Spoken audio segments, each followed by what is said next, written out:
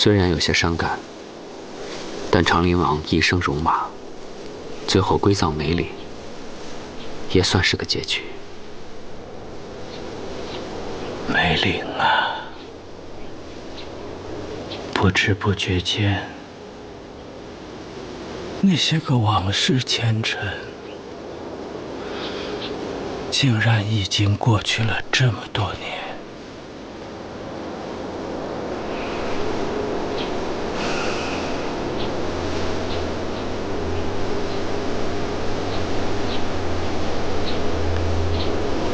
还有别的什么事应该告诉我吗？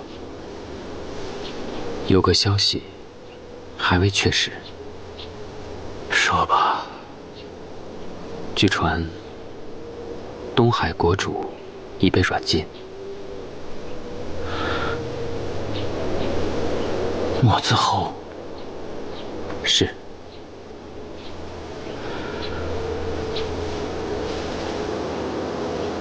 天下风云，大多类似。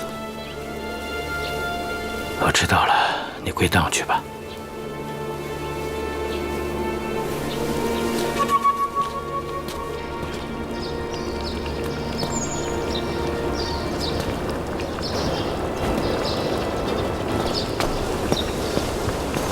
侯爷，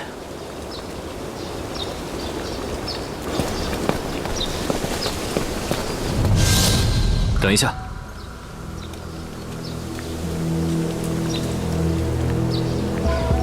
不用添水了，没有我的吩咐，谁都不准过来。是。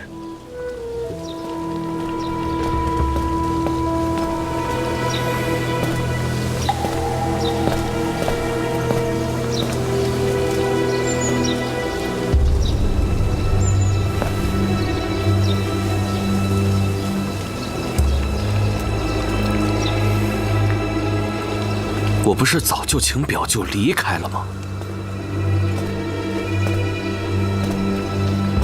如果你真的决心不与我合作，又何必在意我多留几日，领略一下金陵风华呀？东海的实力毕竟有限，即便是有我帮忙，想要觊觎大梁这10州之地，终究只是你的妄想。何必这般妄自菲薄呢？你目前也是朝中有些分量的人物。如果能得到你的暗中相助，一鼓作气拿下10个城池，并非完全没有可能。就算你拿下了，又能怎么样？这么一大片地方，就算你出其不意抢到手了，你吞得下去吗？你说的没错，我的确吞不下这么大的圣果。这10个州府之中，只有3个是我真正想要的。其余7个，都是我送给你的大礼。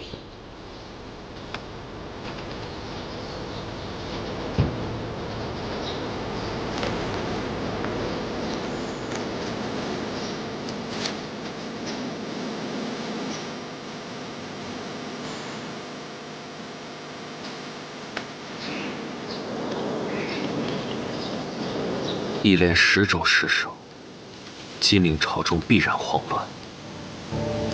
东晋军损兵折将，第一要务就是立刻调动大军救援。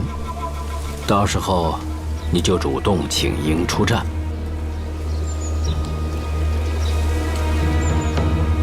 朝中自有其他将领，我若不能如愿领兵呢？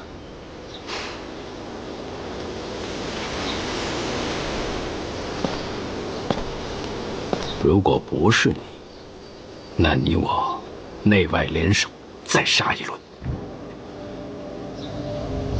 如今大梁朝廷还真没有谁是我怕的。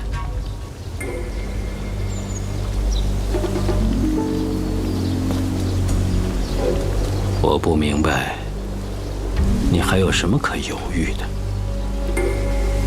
你想想看，东晋战火连天，情况危急。而你横空出世，力挽狂澜，连夺7州国土，那是何等的荣耀！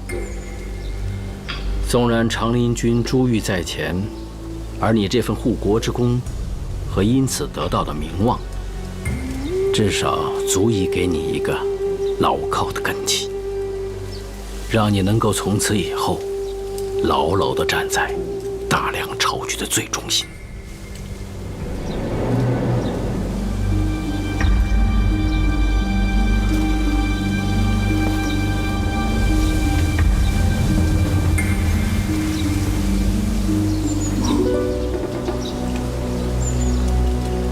莫非你那年来到金陵，就已经在打这个主意了吗？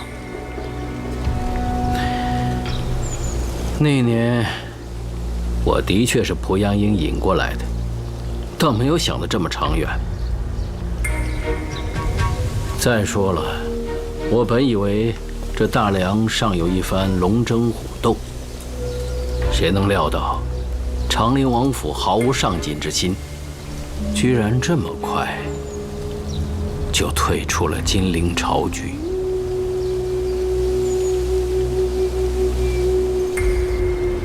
我虽有东海血脉，但你也不要忘了，我归根结底，到底是大梁的皇家第一。没错，你是堂堂的皇族，嫡脉尽支。这2年千辛万苦，不过才到了今日，你总不会甘心就此停下来，跪伏在萧元石的脚下，做一个清闲的小侯爷吧？你是个聪明人。我现在送到你眼前的机会，你以后再也遇不到了。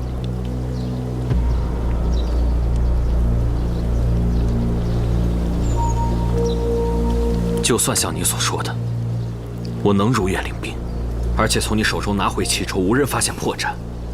可毕竟尚有3州沦陷，若金陵命我继续进军怎么办？大梁绝不会甘心如此丢失3州国土。但荀白水也绝不愿意眼看着你一个人把功劳全占了。你相信我，到时候狱卒停下来，比你一气呵成的局面要好看得多。你这个方案确有可行之处，但想要实施起来根本没那么容易，绝不是你我此刻在这3言2语就能完全实现的。你想的的确周到，图谋如此大事，岂能仓促？此事至少也需要1、2年的安排。我这次前来，只为定下盟约，总得要你先点了头，才说得上日后的往来联络，种种细节，不是吗？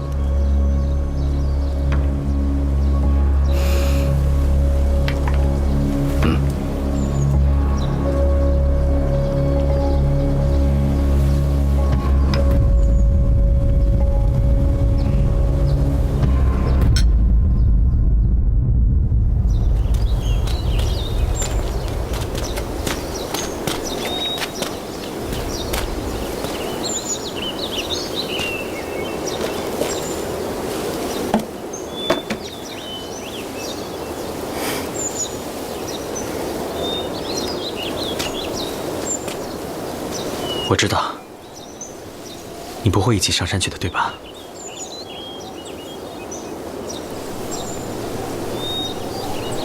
对不起，请不用有任何歉意。这世上的每一个人，都应该去做自己想要做的事情，不虚度上天所赐的年华岁月。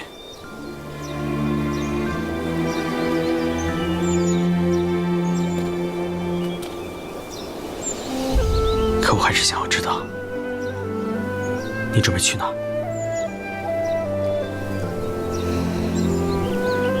大梁的西南还有许多地方我没有踏足，听说那里有许多奇花异果，十分令人向往。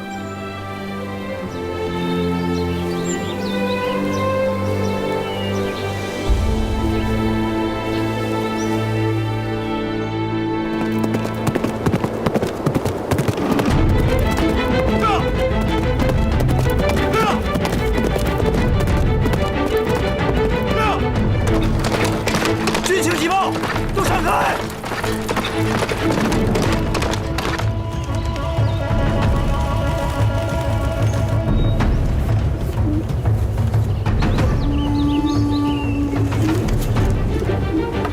趁没有再落下的，咱们赶紧去转入阁吧。是。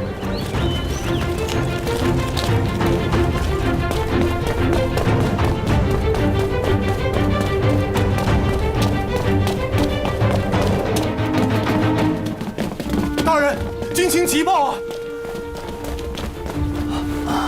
又是军情急报，半月已经第6次了。金大人，情况怎么样？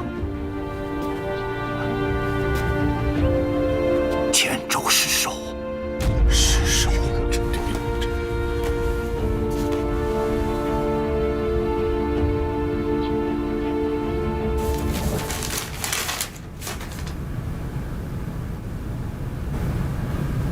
好啊，敌军连夺10州，东晋全线溃败，将帅阵亡。那我倒是要问问你们，朝廷商议了这么些天，连谁领兵救援都定不下来吗？啊！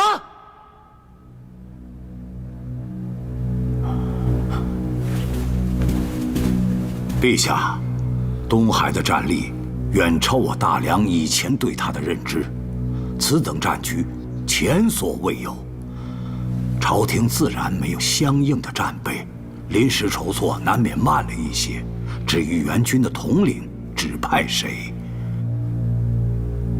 当属南境的慕雍将军最为合适。可是路途太远，等诏令传到，他再安排好南境军务，赶往前线，怕是局面就更加难看了。那兵部提议其他几位将军，陛下，兵部提议的都要从驻地召往京城，难道整个朝堂之上就没有一个人站出来吗？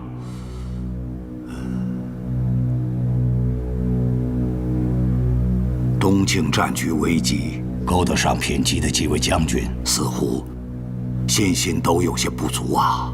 信心不足，分明是畏战。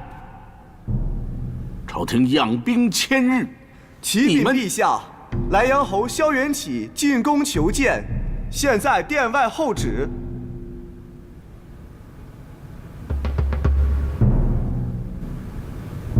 准。传莱阳侯觐见。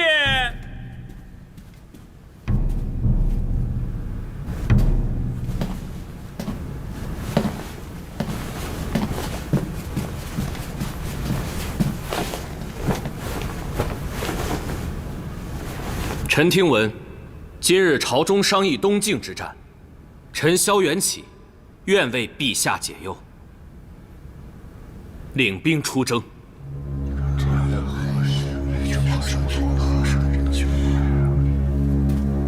莱阳侯主动请缨，勇气可嘉。只是这东境之战不同寻常，单凭血勇之气，恐怕难以平定啊。陛下，臣身服帝义血脉，受皇室恩养多年，如今家国有难，岂能畏缩不前？所以首辅大人刚刚说臣是血勇之气，微臣并不否认。但也请陛下放心，臣虽非战功彪炳的名将，可在北境前线，也曾扎扎实实地历练了将近2年。自东境暴击以来，臣便细细研判过战局，自认已经有些想法。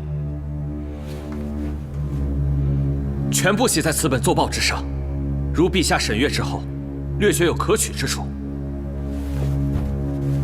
万望陛下恩准，容臣为国效力。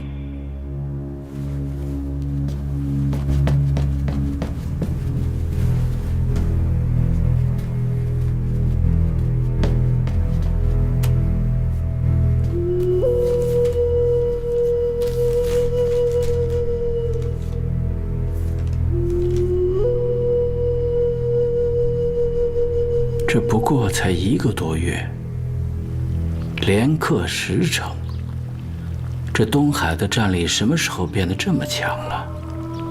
莫兹侯掌了东海之权，有变化是应该的，但变到这个程度，着实有些出人意料啊。那大梁朝廷是怎么应对的？金陵的消息还没有收到。这几天你多注意一些。是。不告诉平津吗？平津还在守孝。2年前上山之初，他就说过，这各方的消息啊，不听、不看、不问。这2年来都是这么做的。今日有何不同啊？是啊，人世红尘，从来都是一波未平，一波又起，何曾有过片刻停息？既然已经离开，就应该断得干净。小侯爷上呈的折本，兵部还算赞赏，陛下也对你深有厚望。不过老夫虽是文官出身，但也觉得这战阵之事不在纸上。小侯爷不要辜负了朝廷的期许啊！此时再多豪言壮语也是无用。大人还是等我的消息吧。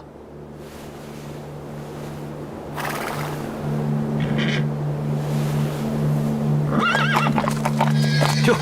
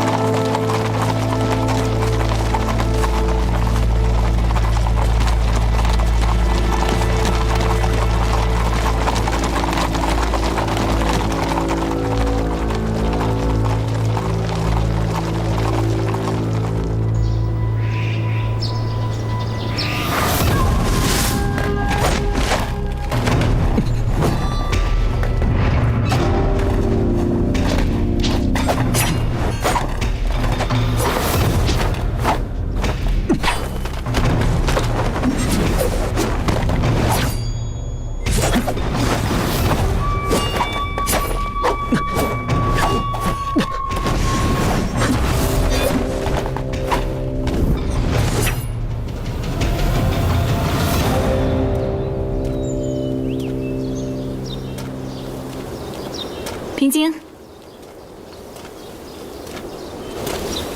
大嫂，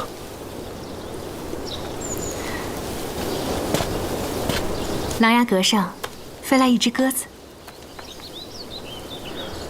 这琅琊阁上一向都是鸽子比人多，如果只来了一只，那确实有些蹊跷。干嘛要学着令九说话？我哪是在学令九，我分明是在学老阁主。天下之道，贵在顺其自然。林姑娘可是要上山了，你是打算一直这副样子吗？你刚才说什么？林夕要上山了？平津，父孝在身之时，有些话不说，这是正理。明白的人自然明白，不会怪你。可这3年期满，一服出孝，该说的可就要说清楚了。对人家姑娘家可不能含含糊糊的，这不是君子所为。是。大嫂，那银锁，我很久之前就摘了。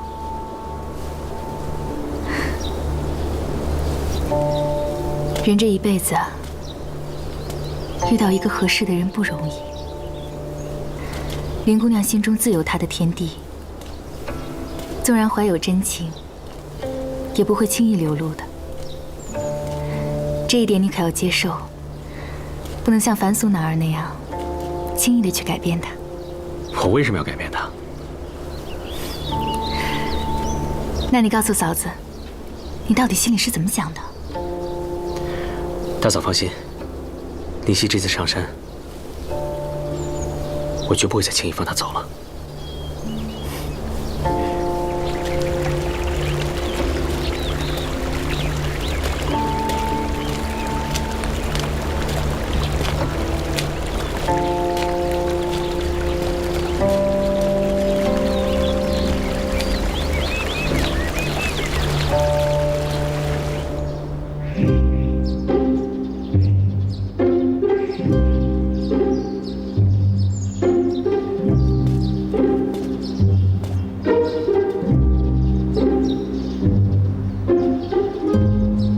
侧儿，这种游戏啊，一定不能胜过你二叔，不然他晚上要难受的睡不着觉的。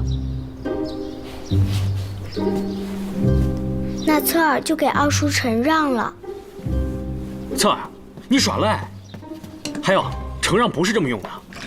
嘟嘟嘟嘟嘟嘟嘟嘟嘟嘟呜！你说你来捣什么乱？我本来是能赢的。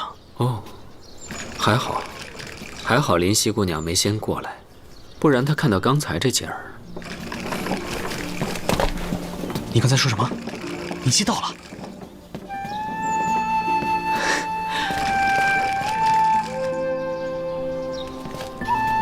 侧耳，过来。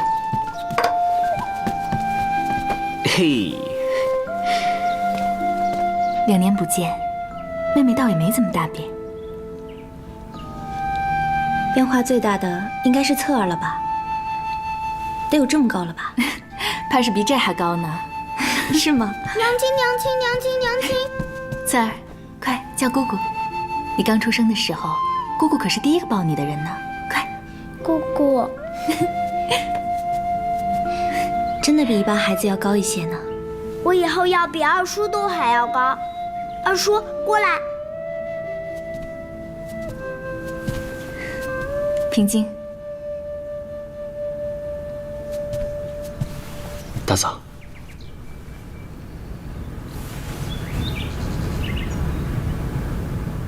你回来了。侧耳都困了，我带他去睡个午觉，咱们晚上再聊。走吧。侧耳不要睡觉。走。侧耳一点儿都不困。走啦。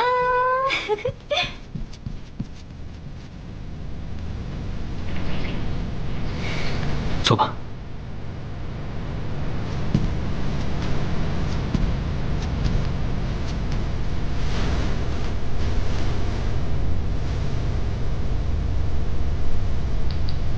你近1年书信渐少，想必是越走越远了。是啊，我去了西南边陲的一些小镇，虽然湿热之气重了一些，但是花木草植远比其他地方不同，很值得一去再去。那以后我们一起去。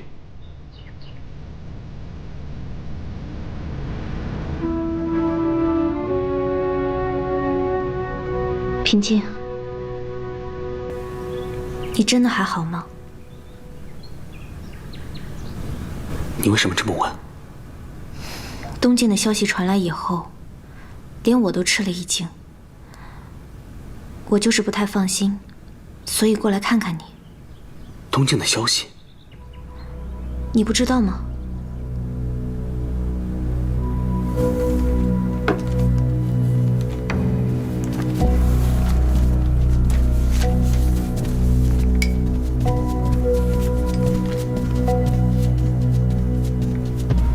九哥，这是最新的，放这儿吧。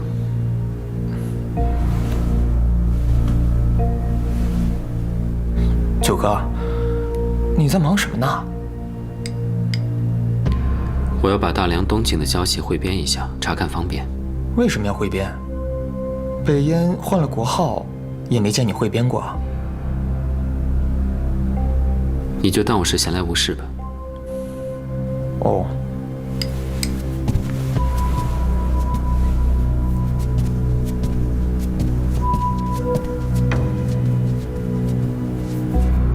怎么可能连丢10州？以东海国的战力，东晋就算开战，我大梁也不能被打到这个地步。你先别着急，东晋溃败的消息已经是半年前的了，你现在着急有什么用？半年前？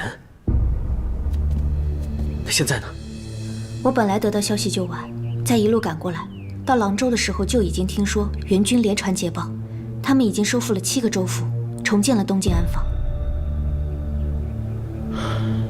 那就好，能有如此战绩，想必朝廷又派慕容将军去统帅援军了吧？不，是莱阳侯。谁？萧元启。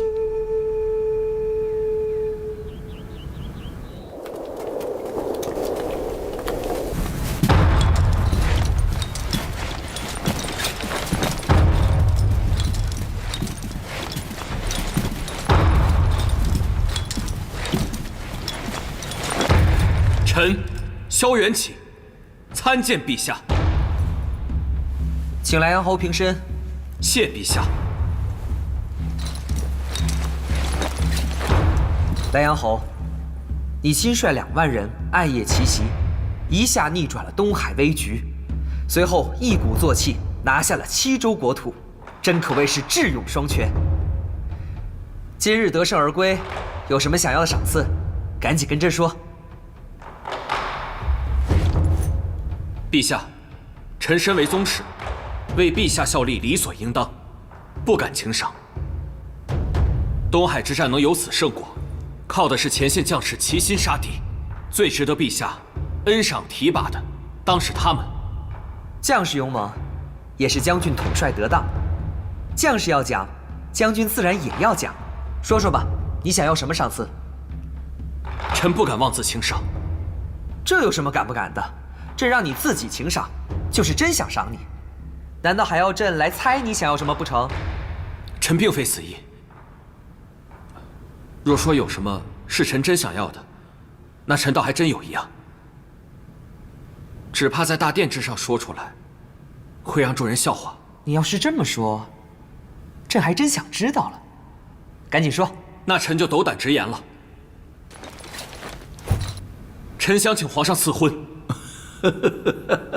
好事儿，快告诉朕，你看上哪家姑娘了？陛下也熟悉，倒不是外人，正是荀家姑娘，荀安如。你还真有眼光。安如姐姐一向是母后的掌上明珠，向来最是疼爱，同莱阳侯也算是门当户对。就是不知道荀首府可有异议？这是好事，好事情，没有异议，没有异议。好，那朕今天就做了这个主，准了你这门婚事。谢陛下。把安如赐给莱阳侯，哀家虽不是十分喜悦，可也说不出反对的理由。可他毕竟是莱阳太夫人的孩子，莱阳太夫人当年的罪名可是很难让人忘记的。哀家更忘不掉的是，他的父亲莱阳王是何许人？还有人比莱阳王当年的罪行更过分的吗？可是，既然皇上已经允诺了他们的婚事，咱们一直这么担心下去，也无济于事啊。以后毕竟是一家人了，还是想想怎么相处吧。娘娘可曾记得，当初要制衡长林军，正是萧元启向老臣透露了萧平京要起兵的反意，所以才让我们占了先机。可是要知道啊，萧元启师从长林王，又是萧平京的好友，竟然做出这种事情来，实在是令人匪夷所思啊！我知道你担心莱阳侯心机太深，可是你想啊，他瞒着朋友和恩师，都要将萧平京起兵之意告诉你我，就是证明了他心系大梁，能够顾全大局啊。此次他恳请皇上赐婚，一方面是源于对安如的倾心，但更重要的是想向你我示好，以后一家人了，也好多加关照啊。如果只是这层意思，那就是老臣多虑了。既然莱阳侯和安如的婚事已定，那哀家也该有所表示。娘娘的意思是，册封个王爷什么的，应该不难吧？老臣明白。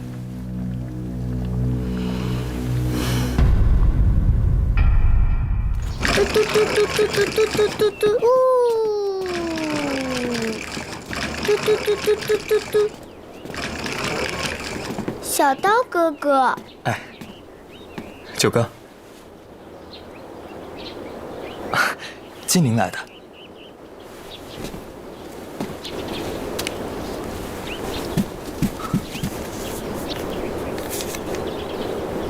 大金女。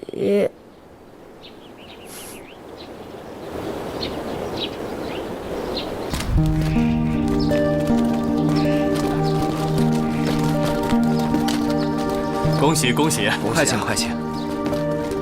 恭喜！恭喜恭喜！多谢多谢！侯爷，怎么了？戚夫人突然到了，快去陪她，别让人家看见她。是。哎呦，哎呀，靳大人，恭喜侯爷！靳尚书，快请厅上入座。太后娘娘待安如姑娘像女儿一样，这有些出格的嫁妆，有的连公主都要不到呢。是啊，也不知什么缘故，从小就疼她一个人。可惜岁数不合适啊，不能把她留在宫里。安如姑娘有福分，莱阳侯爷年少有为，又品貌出众，府上又没有高堂需要姑娘侍奉，这以后的日子还不知道有多称心呢。也不光为她品貌出众，这个莱阳侯以前倒没想到他能这么出息。好了，把哀家的赏赐赶紧送出宫去，别耽误了吉时。是。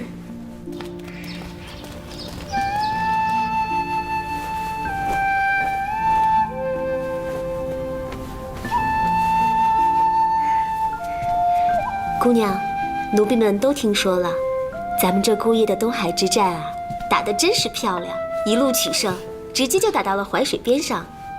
如果不是姑爷呀，这东京的战火，怕是已经烧到京城了呢。又胡说，东海再猖狂，想打到京城那也是不可能的。敏儿也是听别人说的。不过这连场败仗之后，人心惶惶。全靠莱阳侯稳住了局面。他的忠勇之心、统御之才，实在令人仰慕。姑娘仰慕自己的夫君，本就是应该的。又胡说！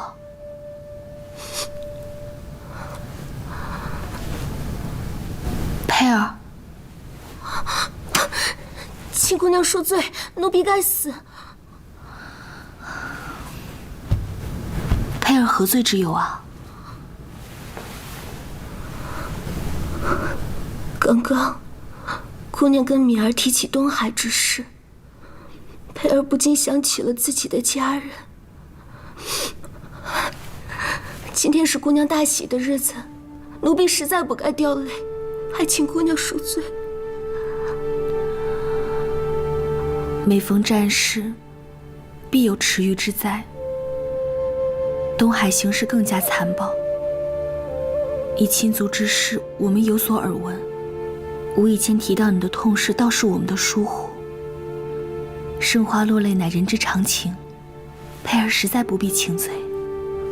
多谢姑娘宽宥，恭喜姑娘得偿所愿，嫁了一个盖世英豪。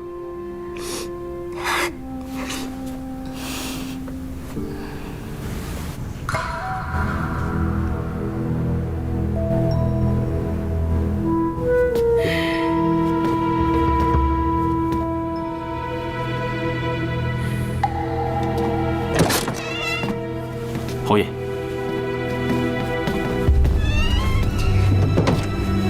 见过侯爷。你来干什么？你知不知道今天是什么场合？侯爷和我们国主共谋大事这2年多，不一直是我往来联络、传递消息的吗？记得以前每次侯爷见到我都很高兴，怎么得胜回京之后，都变成这样的脸色了？我与你家君上早就有过约定。东海之事了结之后，若非极为紧要的大事，否则绝不联络。你今日前来，已经算是悔诺。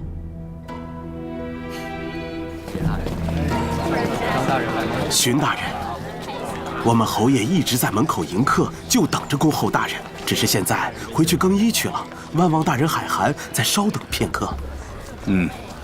快去。是。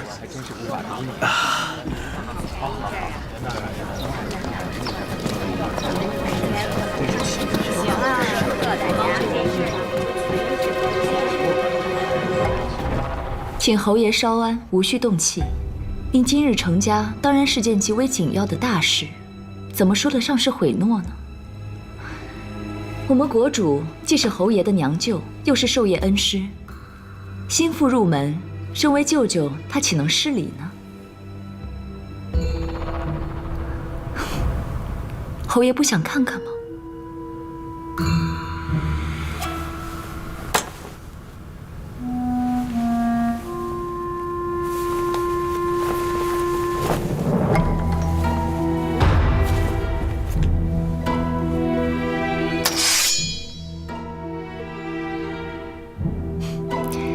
这把乌金剑，侯爷应该不陌生吧？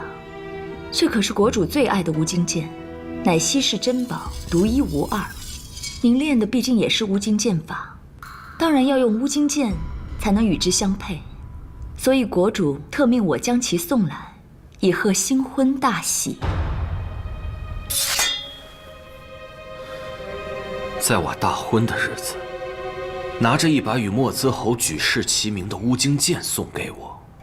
你们是觉得我藏得太好了吗？你们到底是想帮我，还是想害我？用国主自己的话来说，您是他最得意的弟子。现在的你，已经成为真正可以配得上这把乌金剑的人了。好，东西我收下了。礼既然已经送到，那就请夫人快些离开吧。我与侯爷相识数年，远道而来，怎么侯爷连杯喜酒都不肯赏我？夫人是在跟我开玩笑吗？侯爷息怒，您既然不愿意留客，我走便是了。指望侯爷将来龙翔四海之际，也不要忘了我们东海的一片好意呀。启禀侯爷，前院荀大人到。知道了，侯爷马上就到。是。前厅里还有宾客，贺成，在。照顾好戚夫人。是。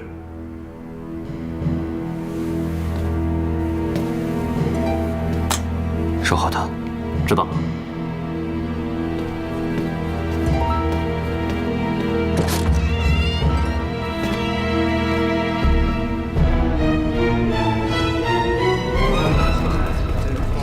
荀大人这边请。我一直让他们在街上小心看着，谁知传报有误，竟然还是给错过了。未能早些迎候大人，实在是太过失礼。今天是你的吉日，这么多宾客迎来送往的，恐怕连多喘一口气的功夫都没有吧？从今以后，你我就不是外人了，不必那么多虚礼。是。今后若是以私而论，大人就是缘起的长辈。趁今日之良辰，我还有一个好消息告诉你。什么好消息？你本来就是皇室的近支，再加上护国有功，近来多有朝臣奏议，建议要恢复你府上的王爵。王爵？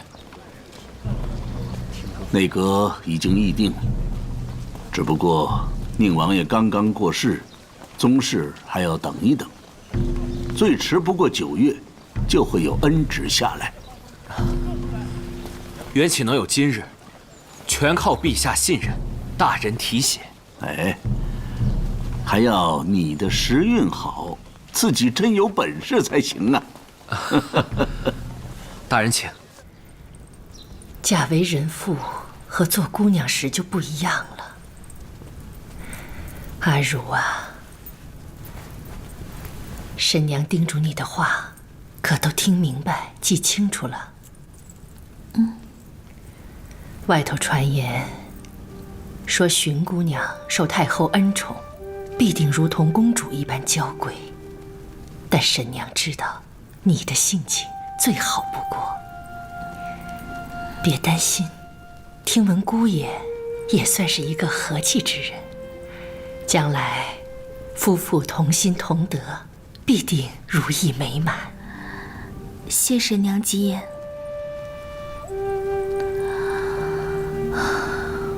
就是大堂兄没来送嫁，想想还有些难受。飞展这孩子，一出了京城，那就跟脱了缰一样，不知道在什么地方，连个信儿也不送。好在咱们族中兴旺，不缺子弟。沈娘说的是。夫人，夫人，夫人，姑娘，门外崔庄迎亲的喜轿已经上门了。沈娘，该走了。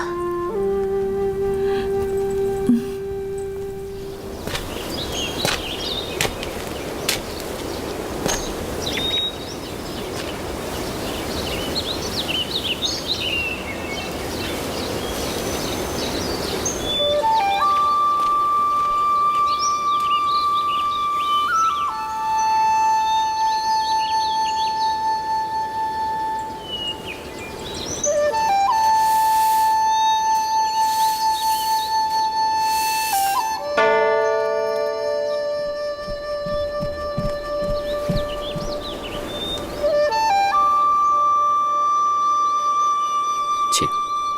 有了。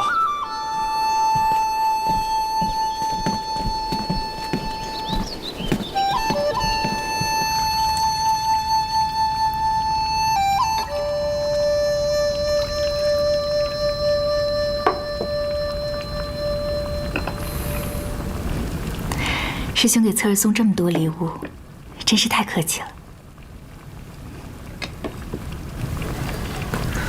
这几年一直云游四方，难得有机会来看望你。看望世子妃和孩子，总不能空着手吧？世子妃，长陵都已经封府，哪还有什么世子妃啊？你最近过得还好吗？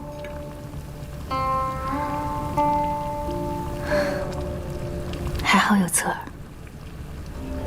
荀大哥，平静，平静。荀大哥，听闻你近几年遍访天下高手，这是终于找上我了吗？怎么脸这么大，自封为高手？荀大哥从小打你打到大，都打烦了，好不好？荀大哥，真是好久不见了。是啊，好久不见。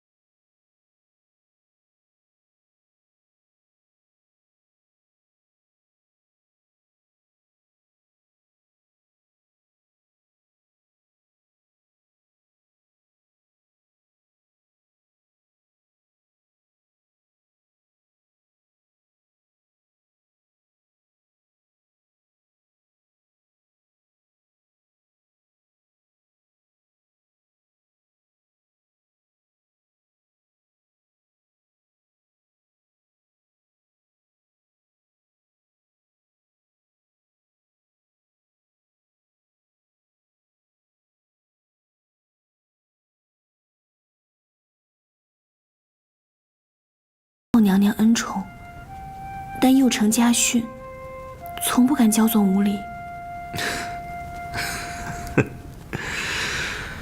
我不是这个意思。你既然嫁给了我，即便骄纵些也没关系，我自然会好好照顾你的。夫君，这世上完全依靠我照顾的人，以前只有我的母亲，可我没能照顾好她。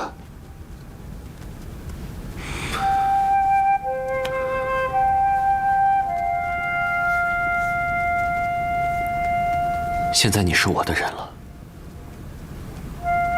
我一定会好好照顾你的。妾身唯愿将来与夫君互相扶持，携手相伴。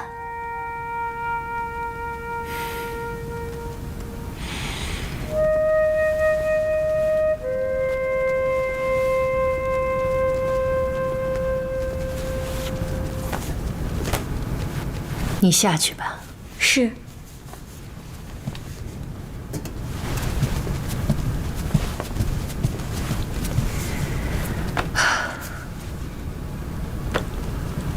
夫人今日辛苦了。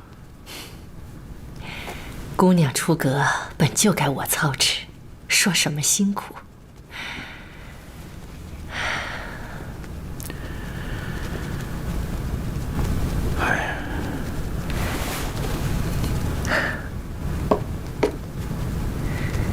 老爷，东境稳住了，宫中也别无风波，正是老爷松口气的时候。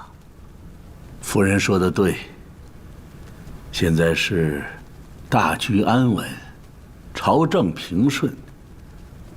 荀家的新姑爷看起来也是一个识时务的人。等陛下再长几年，我就可以卸下肩上的担子，安心养老，好好的陪陪你了。我倒真想这样，只怕老爷一心为着陛下，不管到什么时候都放不开手呢。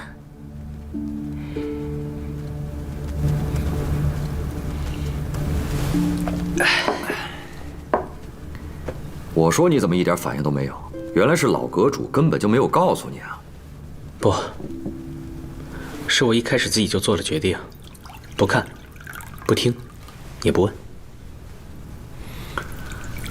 哎呀，当时我在北燕得知这个消息以后，别提多焦急了。可现在看来，是我多虑了。你看，没有咱们插手，这危局不也过去了吗？只是我没想到啊，萧元启这小子去甘州历练，后来长进还真不小。当初啊，还真是小看他了。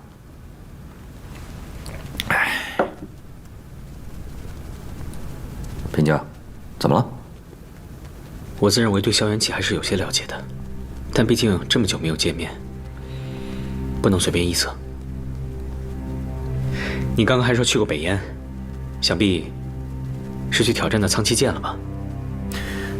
我告诉你，平家，苍七剑飘逸灵动，与瀚海剑的剑法大不相同。那一战真是让我受益良多。哎呀，你说的对，不该问的不问。这良宵美酒，故友重逢，谈什么金陵啊？还是谈谈江湖最好。来。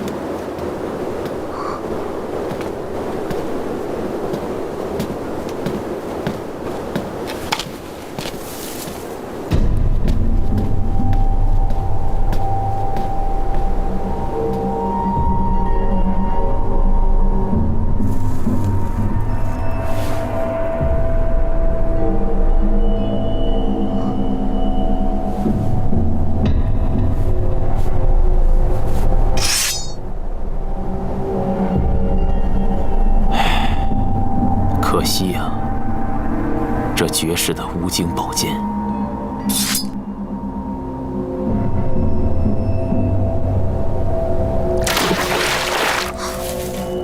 谁？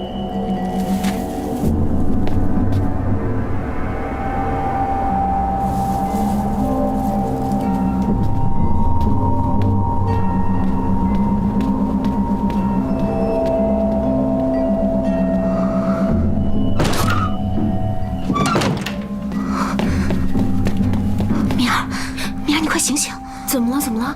我刚才在荷塘那边看到有一个人悄悄地往水里扔东西。3更半夜的，朝水里扔东西啊！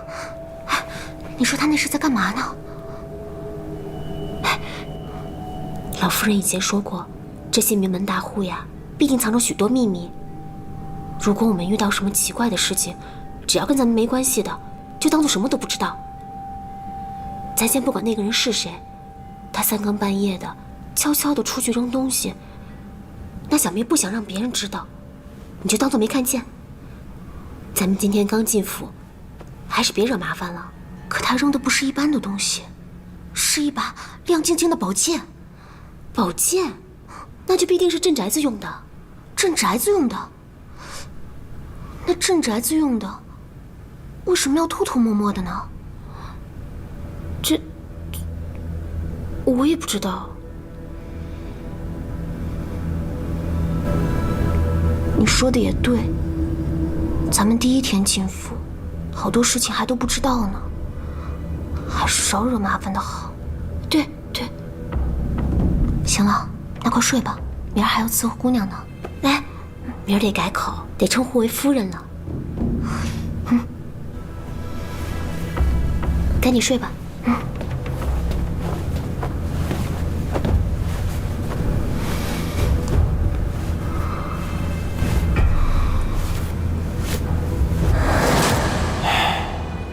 可惜呀，这绝世的无尽宝剑。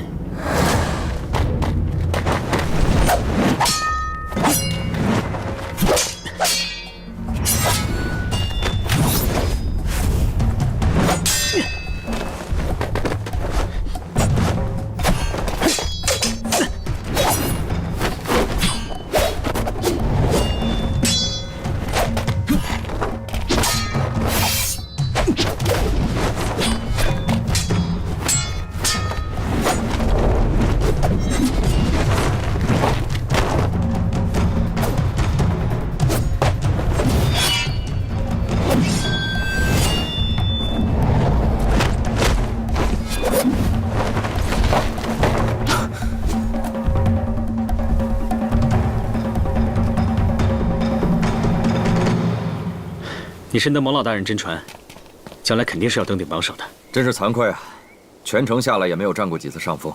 你是在变相夸你自己吧？我都夸得这么委婉了，你还能听出来？说实话，平静，我之前挺替你担心的。近日看你精神还不错，真替你高兴。若是一直烦闷忧愁，又怎能照顾好家人亲属？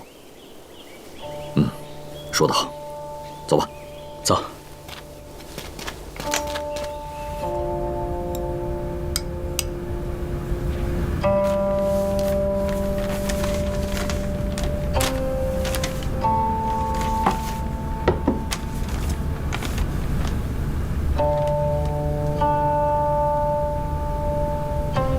单看今年这榜单，便知天下风云是何等的变幻莫测。这世上最变幻莫测的事情，还不在这榜单之上。平京早已没了朝职，您还是不打算让他上榜吗？这孩子一直想要清静，那便让他清静吧。您这算不算是心有偏私，失了公允？是，您说了算。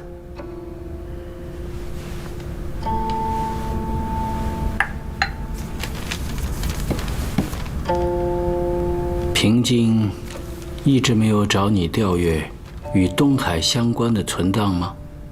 没有。这孩子那年伤了心，看来是真的放下了。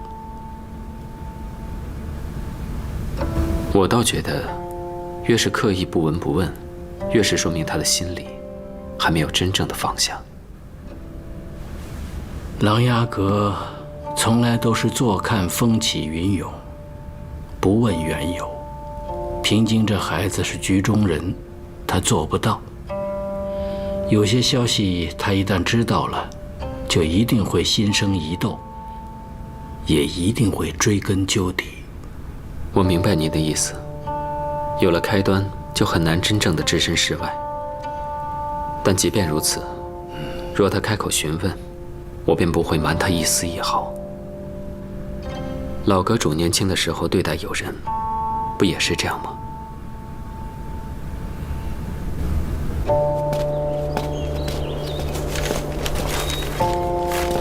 九兄，给我们看看吧。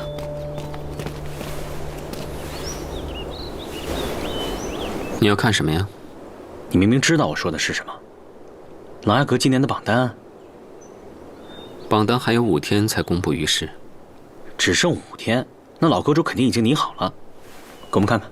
平静，还剩5天，不妨再等等，别坏了琅琊阁的规矩，对吧？外界人总是有个错觉，以为琅琊阁是个古板拘谨、说一不二的地方。其实这里最随意了，哪有那么多规矩？是吧，九兄？站住！给我。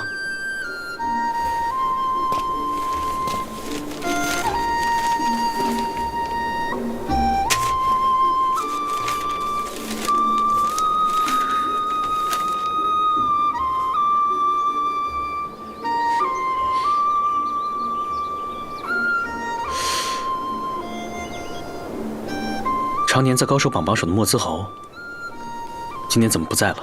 身份变了，不宜在列榜单中。身份变了，变成什么身份？东海国主半年前已病逝，莫兹侯实际掌控东海国。什么？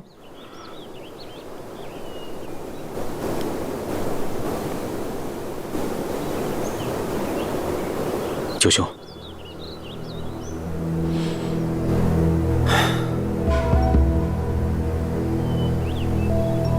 跟我走吧。走了。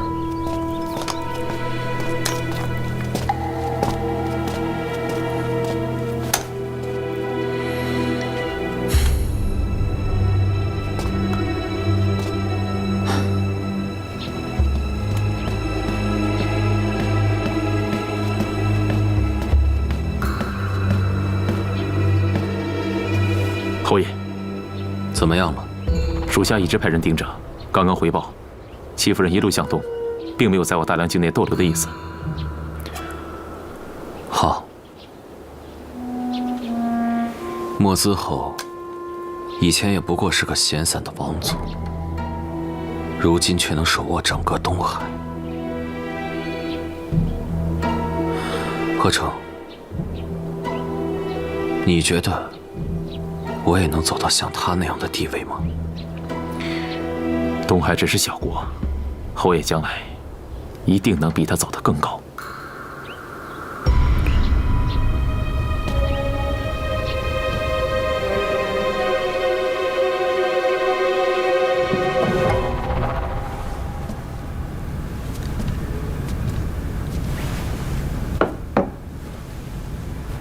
到目前为止，有关东海之战的所有消息都在这里了。看来九兄是早就准备好了。老阁主曾经说过，唯有之道就是可以让朋友自己选择，无论最终如何选，都可以帮得上一点忙。平静，我只希望你在拿走这些东西之前，想清楚了。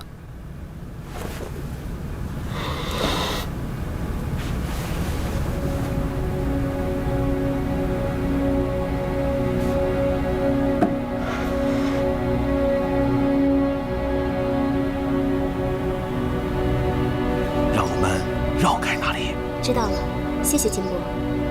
啊，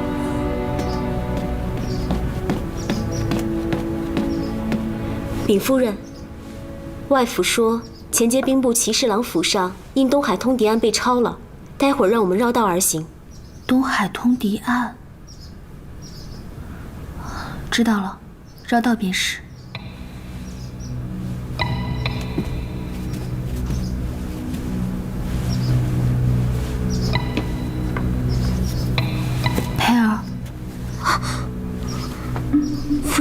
奴婢知错了。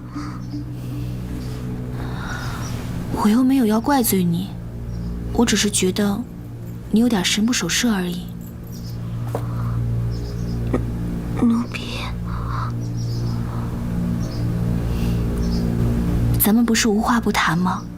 莫非我出嫁了，你就不把我当成从前的姑娘了吗？奴婢可能刚才是听到了东海通敌案，想起了老家，有些出神。若是这样的话，那也可以理解。毕竟淮东曾是你的故园。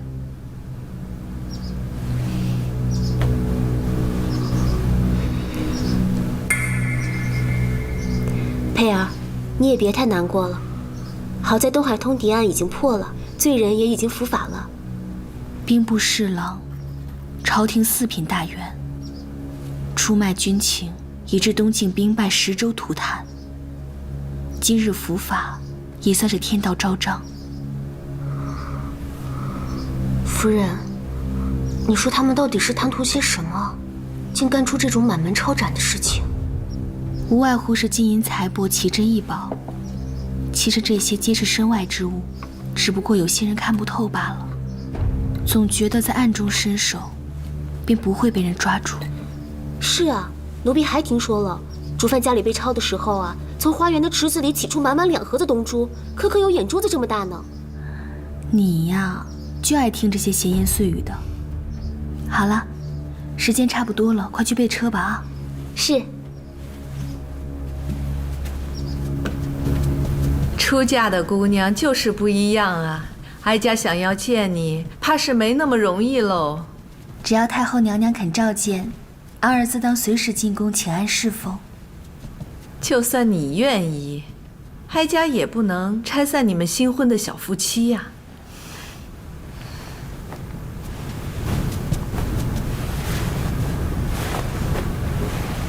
来，这是内廷司今年新成制的，哀家一看这款式啊，正合适你。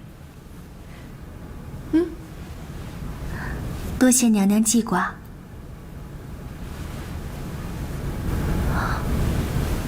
但安儿只是侯夫人，依礼带不得这双头凤钗。怎么，你夫君没有告诉你？告诉安儿什么？陛下已经恩准，宗室也无异议。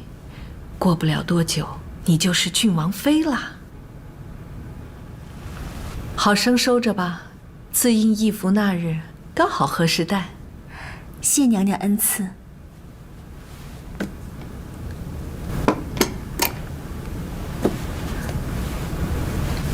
佩儿，佩儿，啊！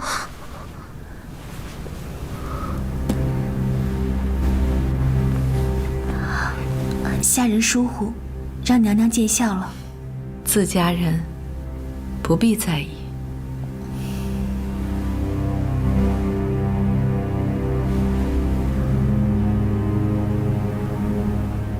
马上把这个交给少府。是。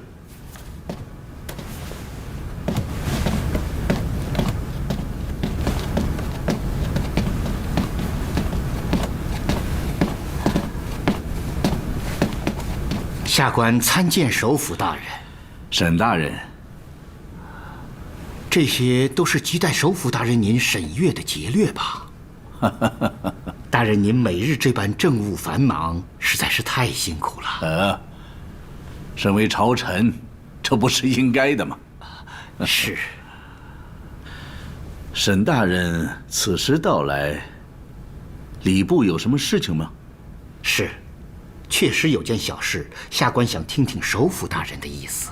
哦，请。莱阳侯2个月后就要晋升王爵，他的名号礼部有些拿不准。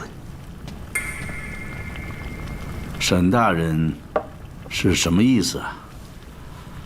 莱阳侯晋封莱阳王，特赐双珠，有什么不妥吗？虽然未曾对外公开，但下官私下里也知道，先莱阳王毕竟是因罪而死，莱阳侯以前只列2等侯爵，名号对其并不十分重要，自然也就无人在意。可此次莱阳侯因功而封王爵，若再承袭莱阳2字，怕是不太吉利。下官想着，莱阳侯如今是首辅大人您的姻亲，故而下官想请示首辅大人，是否应当另行赐其名号啊？不大吉利。哼哼，他莱阳侯是上过战场的人，还在意这个呀？啊？是，首辅大人的意思，下官明白了。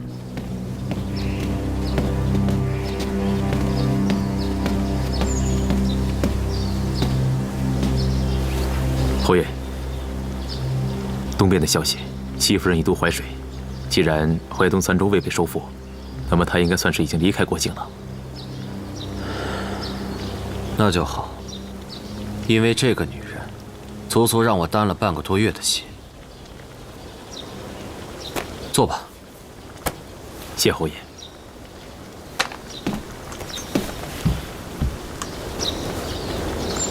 收到这么多礼帖，想必是因为侯爷生辰将近的缘故。长这么大，倒是头一次被这么多人惦记着生辰。侯爷眼看就要封王，自然是与往日大为不同。封王？一个虚而不实的爵位而已，荀白水还真以为我在乎。不过也好，眼下咱们还是得乖乖的顺着他来。我就先当好一个听话的侄女婿，一心等他来提拔好了。缘起已经完婚，什么时候的事？应该是几天前，你刚上山的时候。娶的是谁家姑娘？荀家姑娘。啊？我们？不是，这么大的事，你怎么不提前告诉我呀？若是无人问起，琅琊阁从不多嘴多舌。啊。今天答了你这么多话，也没有多收你的银两，我已经很厚道了。夫民神之主也是以圣王成什么？先成民，而后致力于神。师兄来了，快打招呼。这就好。策儿乖，策儿才这么小，就学这么多典籍了。策儿只是认字，他也不知道什么意思，我也不知道该教些什么，就把平常小时候在太学院的书单直接拿过来了。啊，你快坐吧。哎。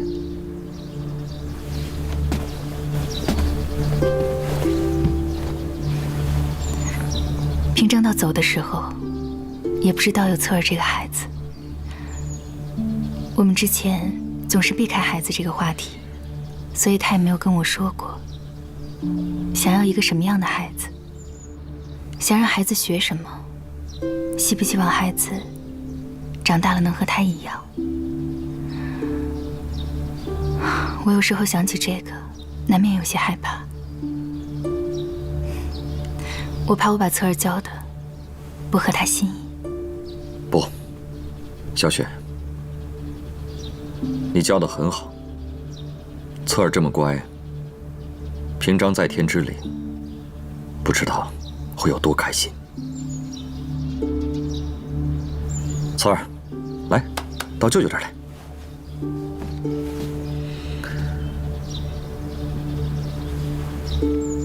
等策儿长大了，一定会成为大梁国的栋梁之才。策儿啊，你的这位老师哪儿都好，就是小的时候不爱读书。你看这样好不好？让舅舅当你的老师，愿不愿意啊？侧儿啊，你问问舅舅，能教你什么？舅舅，你是要教我习文还是习武啊？舅舅是文武双全，什么都能教你，愿不愿意啊？愿不愿意啊？侧儿啊，娘亲跟你说，你舅舅小的时候啊，还不如娘亲呢。咱不跟他学。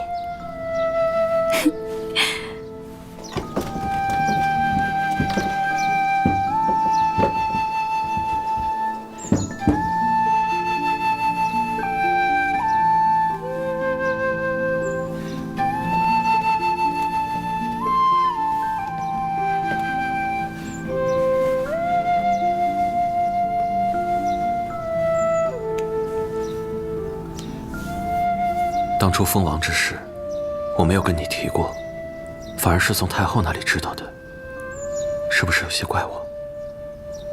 夫君护国有功，进封是应该的。为了谨慎起见，没有事先宣扬也无可厚非。妾身为何会不高兴呢？我以前竟是没有想过，你竟是这样的性情。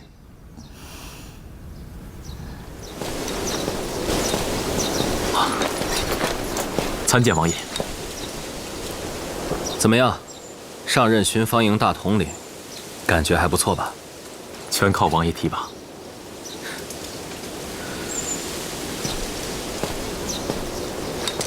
还好荀白水一向不怎么看重巡防营，替你谋之道还算顺利。不过下一步想要动羽林营，只怕就没那么容易了。王爷不是已经有所安排了吗？我只能是暗中推波助澜，至于到最后结果如何，还是得看运气。即便这次不成，王爷以后也是会有机会的。萧元氏一年大似一年，我若不甘心止步于头上的几颗王珠，那么真正可供我筹谋的时间，其实已经不多了。都看完了，怎么样？我和大哥从小就是看着兵书战例长大的，一场战事，只要可供研判的军报记录齐全，我们大概就能看出交战过程中双方各自的意图、战法，还有结果和走向。可东海之战，我真是越看越糊涂了。陛下，首辅大人所言极是。此次东境之危，原本遍及10州，全靠将士用命，方才争得当前局面。朝廷及时加以嘉奖，既显陛下恩德宽厚，又可勉励前方，以备将来收复之战，可谓两全其美。原来如此，朕明白了。那既然这是兵部和内阁共同核定的军功，朕无异议，就这么办吧。是。岳银川和狄明，这2位排在军功部首页的将军，朕怎么从来没有听说过呢？2位将军远在边境，没有到过御前，所以陛下当然没有印象了。平京。哦，九兄，九先生。刚刚收到金陵的消息，莱阳侯萧元起因功晋封，令妹现在已经是郡王妃了。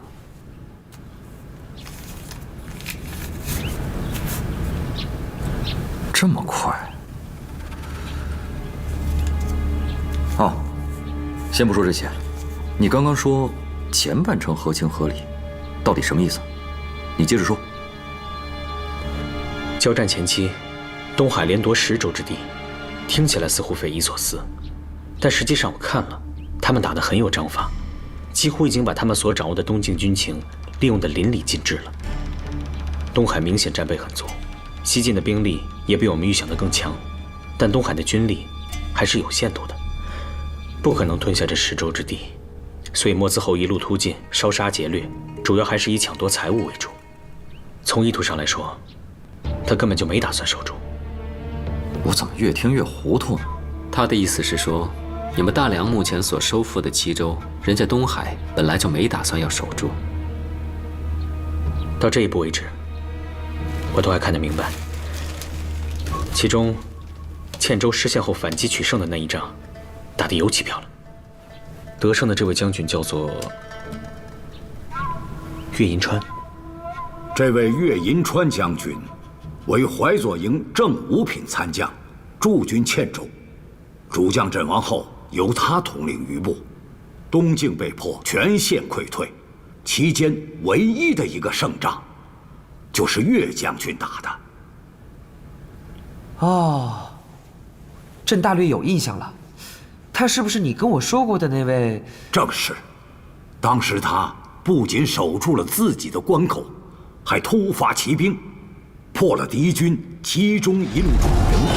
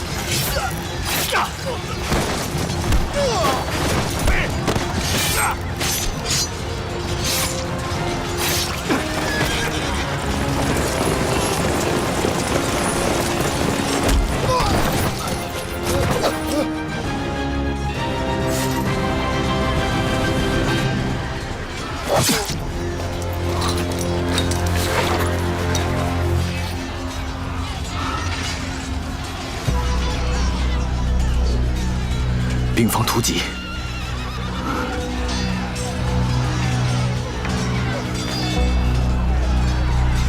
东海人怎么会有咱们本地的兵防突击？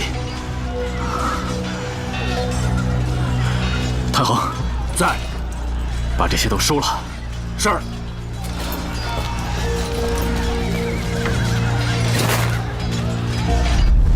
为岳将军请首功，并不仅仅因为他打赢了那一仗。更重要的原因是他发现了京城军情泄露。若非如此，我们绝不可能及时地查出内奸，加以弥补了。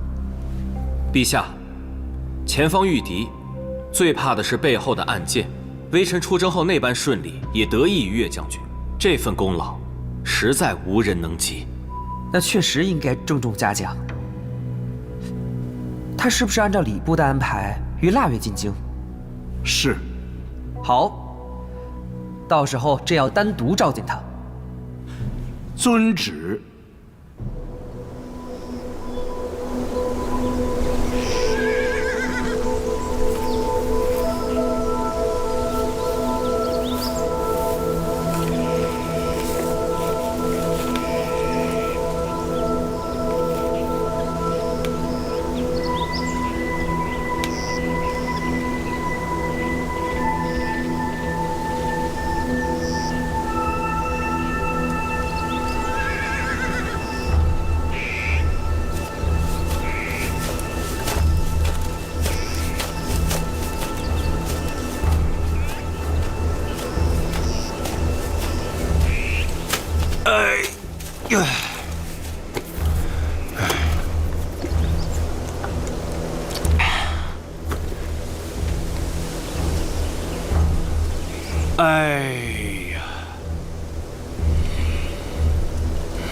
兵部大人临走时候说：“您这次功劳不小，朝廷一定会重重嘉奖。”这怎么算都是个天大的好消息，您怎么就高兴不起来呢？能得到朝廷的嘉奖，我当然高兴啊。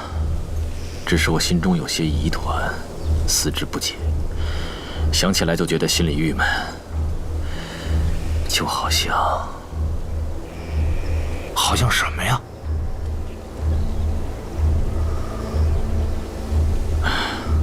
没什么，这也不是能随便乱猜的事情。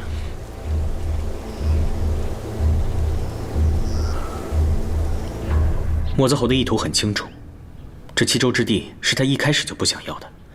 那么朝廷援军兵精粮足抵达之后，他最应该做的是什么？撤呀！没错，他理应留下一支兵力，拖延追击，带着各州的圣果全速后撤，直到真正有实力和援军交手为止。那他实际上没有这么做吗？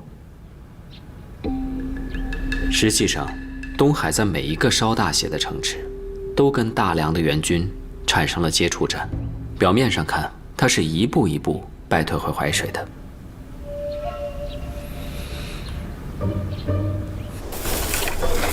我要的各州军报，驿站那边送过来没有？知道将军急着要赶，今早还去问了，没有。这些都是公开军报，我是有权调阅抄本的。都这么久了，一份都没有。谁让咱们的品级还是低了些呢？等将军当上东境主帅，我看他们谁还敢这么拖延。不过话又说回来了，您要看那些军报，到底跟咱们有什么关系啊？朝廷收复堑州之后，咱们跟着莱阳侯向东推进了一小段，打了3个城池。可你就没觉得有什么不对的吗？没有啊。咱们每次攻城打法虽然不一样，但东海的守军都是一战即退，最长没有坚持过2天也便撤退了，等于是把城池拱手相让给我们了。东海一开始声势太大，难免引发朝廷误判。实际上他们的兵力根本不足以守住10个州府，一旦大军压上，当然打不过，只能跑了。没错，咱们一开始不清楚东海的真正兵力，可他们自己心里清楚啊。既然明知打不过，而且城中的银粮物资又早已经运走了，东海为什么非要留下兵力跟我们打这个接触战呢？将军，你每次琢磨事情，角度总跟别人不一样。我就没听说过其他哪个大人问过这样的问题。这7州之城，都是这么打下来的吗？表象各有不同，实质却都一样。如若不是像他这样敏感的人，也很难洞察其中的玄机。这萧元启乃援军主将，竟然也没有丝毫察觉，不应该呀。如果是慕庸将军没有发现，我一定会觉得奇怪。但元启，他毕竟经历的战事太少了，也许在他眼中，这7个州都是他一个一个很不容易打下来的吧。可现在并不是在他眼中，是在所有人看来就是这样的呀。真的是所有人吗？希望不是如此。你们说，莫兹侯会不会？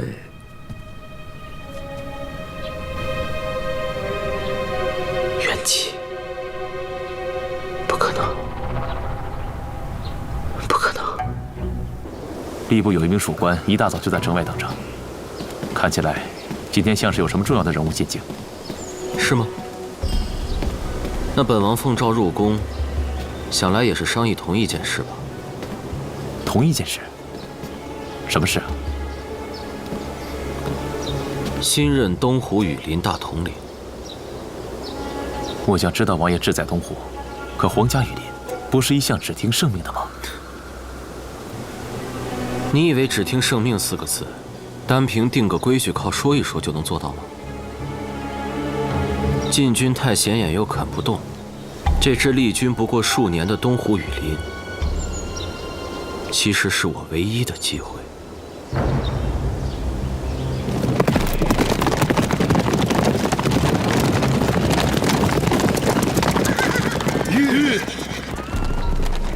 请问是狄明狄将军吗？正是。请问大人是？在下乃吏部属官，奉首辅大人之命，在此迎候狄将军。荀首辅如此客气，狄某真是受宠若惊。狄将军，请。去。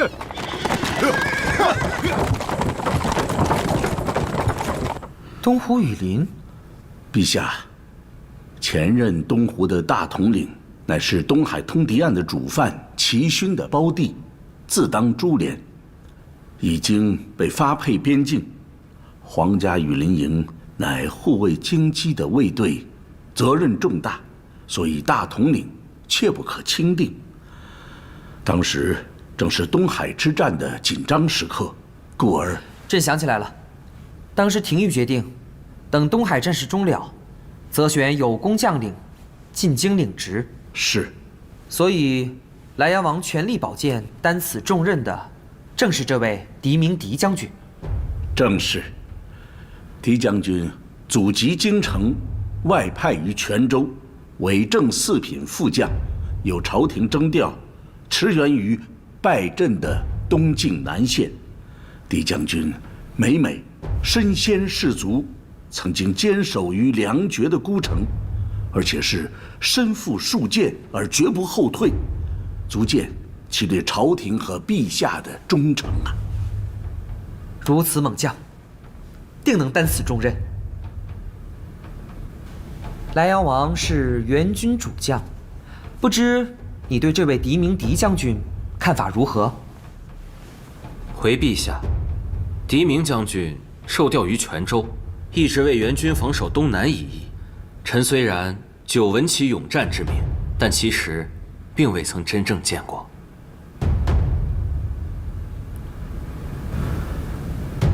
不过，臣的主营援军能一路追击收复失地，东南稳固，乃是一大强助。从这点来讲，这位狄明将军可谓居功甚伟。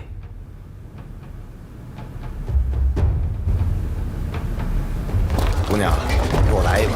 好，你等一下。大人，狄某认识去医馆的路，就不劳大人相送了。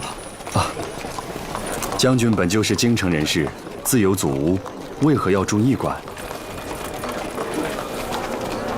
家父家母本就早逝，几年前亲族妻儿也都病故，旧居多时无人，尚需打扫整理，只能暂居医馆了。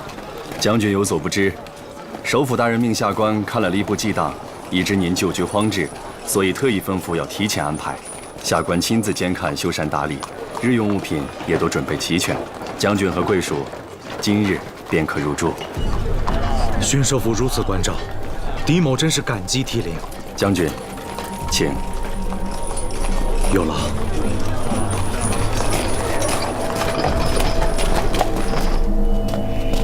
这批蟹啊，专供晋上，外头找不着这么大的。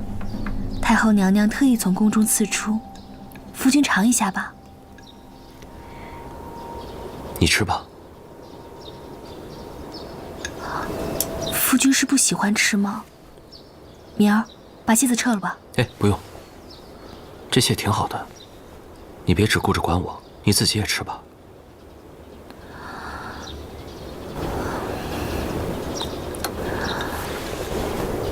我刚才就是随口说话，不是有意要把宫中赏赐挂在嘴上的。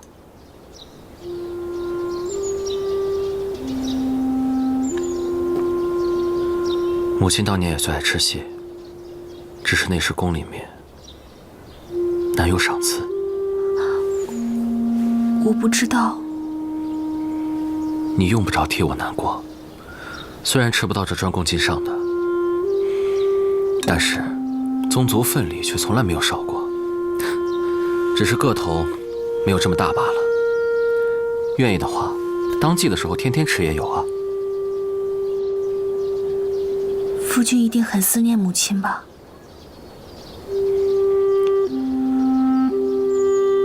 安如，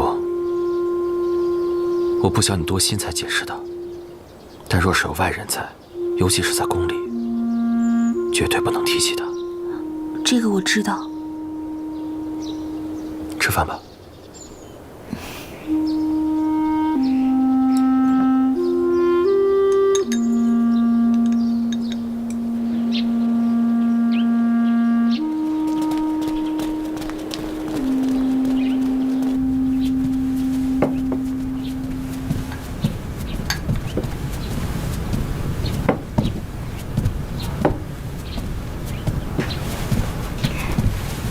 王爷来了。王妃不用起身。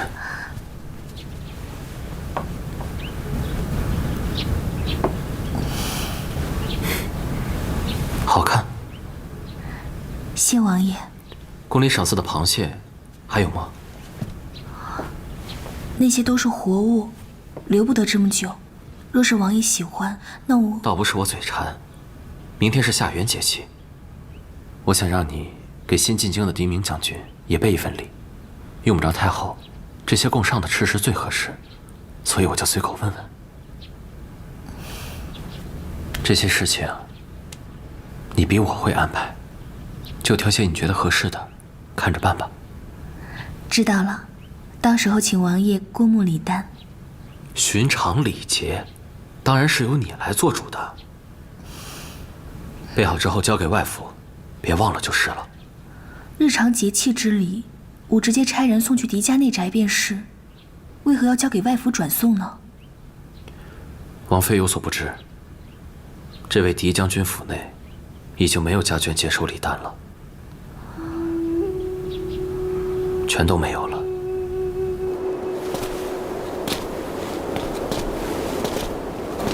淮东三州国土未收，不仅陛下担心，也是我等朝臣心头的重担呐。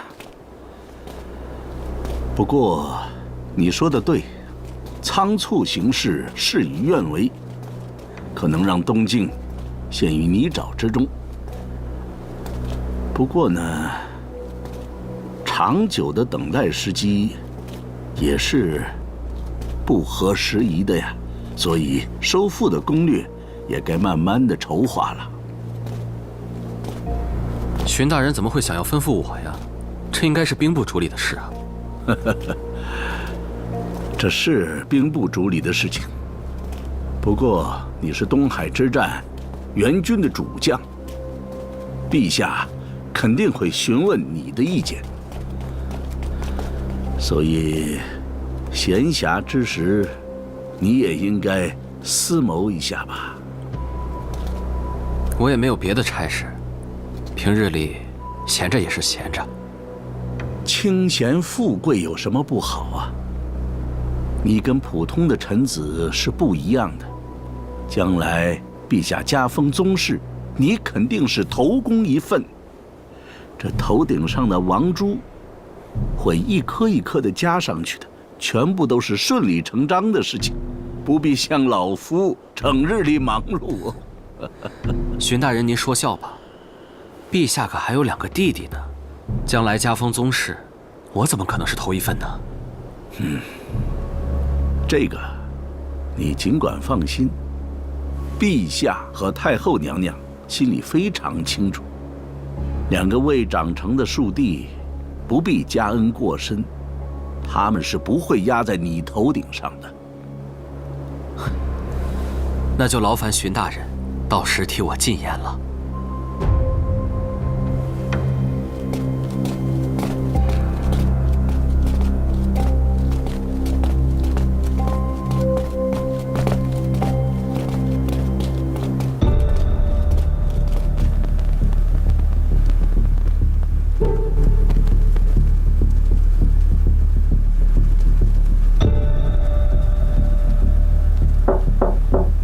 王爷，客人到了，快请进来。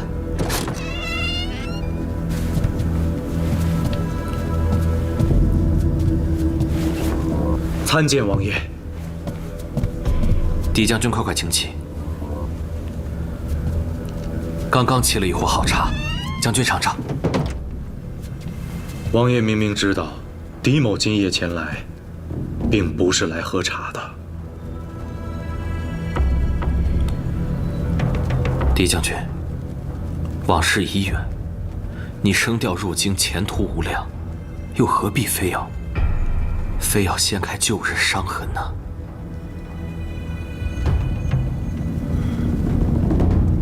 王爷可知那年京城疫灾，狄某家里一共死了几个人吗？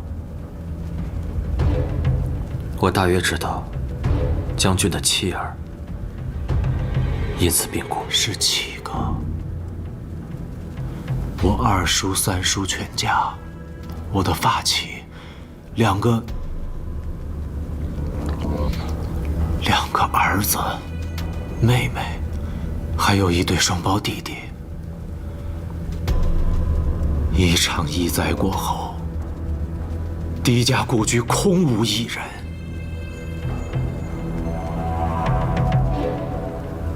王爷派人传信，说金陵疫灾另有真相，不是天灾，而是人祸。我怎么可能不来？又怎么可能不问呢？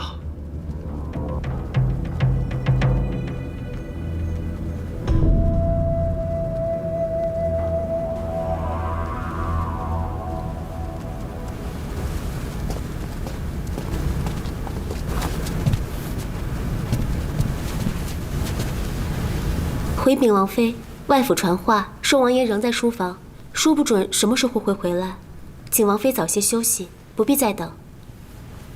这都几更天了，怎么还在书房啊？就算再忙，还是身体要紧呢。可是传话的人没有说什么事，要不奴婢再去问问。你去能问出什么呀？还是我自己去看看吧。是。将军此次回京，想必已经查看过朝廷的密档和文书了吧？当然。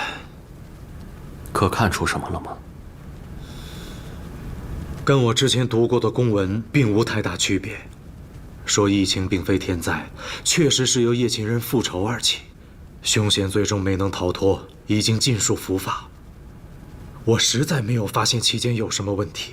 王爷说的另有真相，只能请王爷亲自揭示了。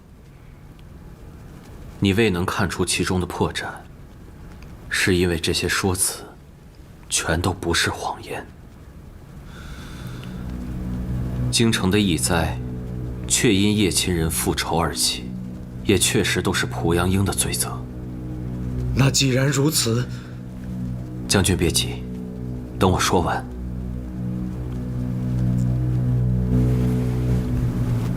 濮阳英确实罪责难逃，可他却不是唯一一个有罪责的人。还有谁？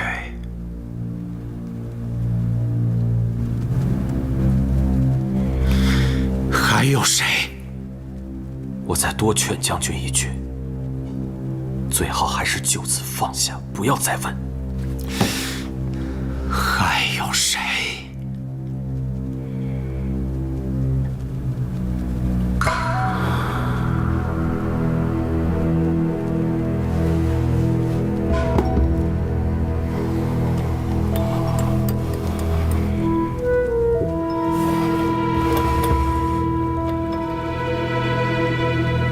将军，还是请自己看吧。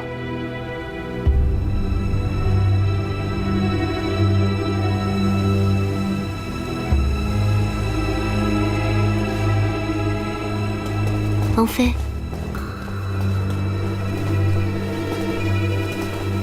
王妃小心。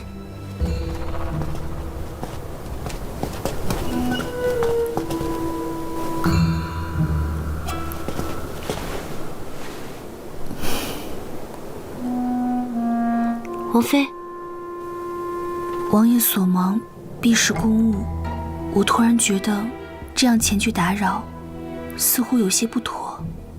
可王妃关心王爷身体，有什么不妥吗？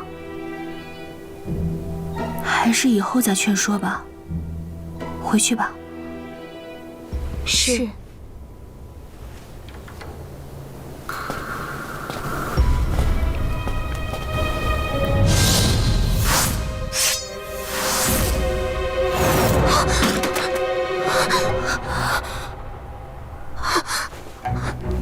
请王妃恕罪，奴婢方才眼拙，把王爷门外值班的亲随看成了鬼影，一不小心吓到了，吓了我一跳。佩儿，王妃，您就饶了他这一次吧。快起来吧，又不是什么大事儿。谢王妃。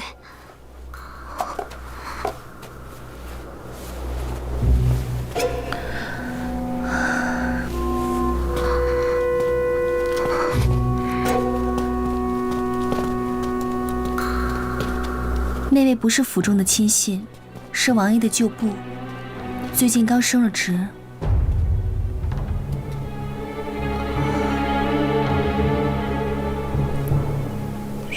方营的统领，为何会在王爷的书房外值守呢？王妃说什么？没什么，快回去吧。是。皇后懿旨，竟然是皇后懿旨。一份是濮阳英的亲笔供书，一份是皇后娘娘的懿旨。这样的真相，将军就算知道了，又能有什么用呢？当年的皇后，如今已是至尊无上的太后娘娘，而引发她做这件事的那个人，如今已是当朝的天子。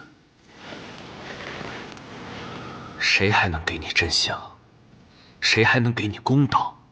谁还可能给你提起这件旧案的机会？那巡首府，他当时知道这件事吗？首府大人若是事先知情，想必也不会让这样荒唐的事情发生。也是我当年思虑过于简单，从濮阳英身上搜出罪证之后，我竟然按规矩先呈给了内阁。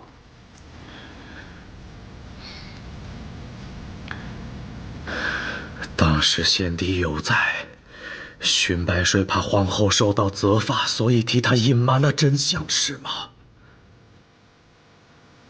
是。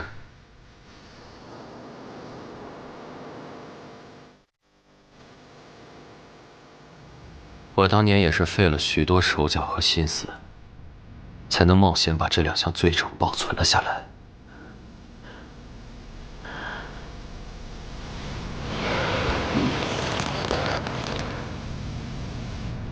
难道在他们心里，就一点没有公道2字吗？公道？哼！将军都什么年纪了，竟然还相信公道？你在吏部的记档，升调之前，荀白水是亲自查看过的。可当他看到妻儿病故4个字的时候，丝毫没有联想起当年的那场疫灾，因为他早就已经忘了。对于他们而言，所有这些枉死的人都只不过属于一场已经过去了的疫灾，根本就不值得他们放在心上。将军还指望这样的人能给你公道？乱臣贼子！乱臣贼子！将军，狄将军，你要干什么？放开我！狄将军，放开我！狄将军，王爷，退下！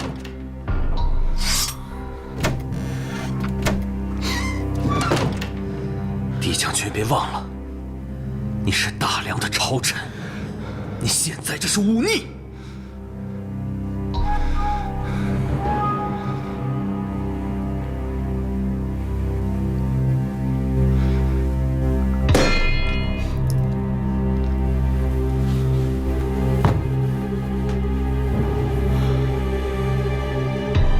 王爷说的对，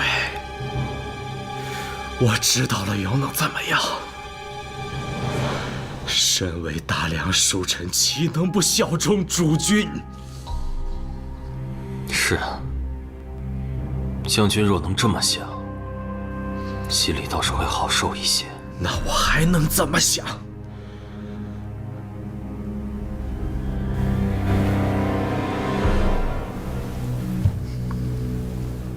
请问将军，你是效忠大梁、效忠皇室，还是只能效忠皇位之上的那个人？这有什么区别吗？将军可知，我为何暗夜中请你前来？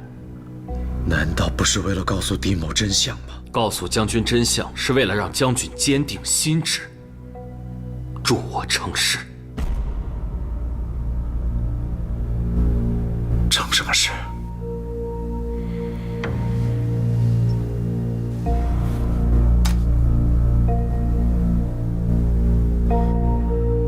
我想请将军助我，夺下萧元氏的皇位。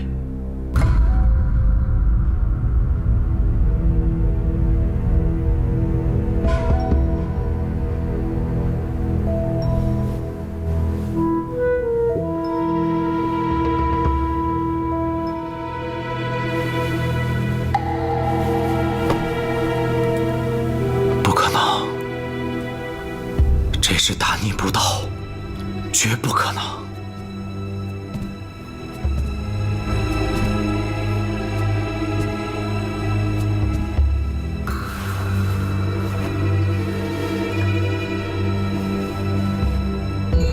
我原本也和将军一样，只想着随遇而安，尽我臣属本分就行了。可这些年发生的这些事，桩桩件件让人心生寒凉。将军可知道，当我披甲上阵出征东境之时，我心中所想的，就已经不是要效忠金阶之上的那个人了。难道还有其他的事吗？将军以为长林王府是怎么离开京城的？你以为通敌东海的那个骑士郎以前是谁的心腹？我浴血杀敌，抗击东海，为的既不是功业，也不为效忠一个傀儡主君。我为的只是不辜负我身上的皇家血脉，不辱没我皇祖父先武敬业的一世英名。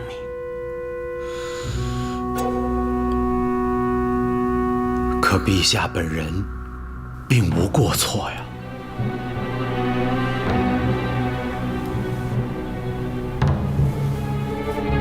陛下本人确实谈不上什么过错，可他既已落入庸臣和妇人之手，想必也再难承袭先祖遗风了。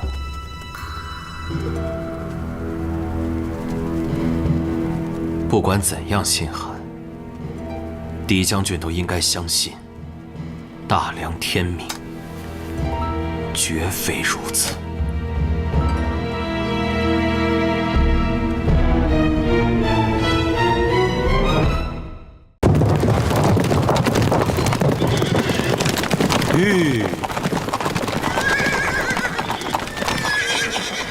狄将军此去东湖上任，必定诸事如意，不负陛下众望。有劳大人前来相送，也请转告首辅大人，提拔之意，狄某铭记在心。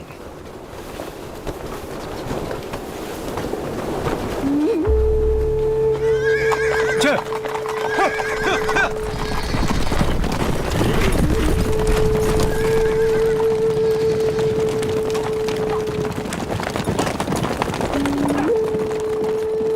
荀大哥，你今日下山之后，是不是直接回京城了？安如的婚期已经错过了，就没那么着急了。我去年跟衡山派的季先生有约，我打算先去拜访他，然后回京。只要赶在过年前回去就好了。你这趟远门出了这么久，是该回家过个年了。嗯。皇儿说什么？下个月长陵王要义服出校，朕觉得应该派人问问，母后要不要同备一份赐礼。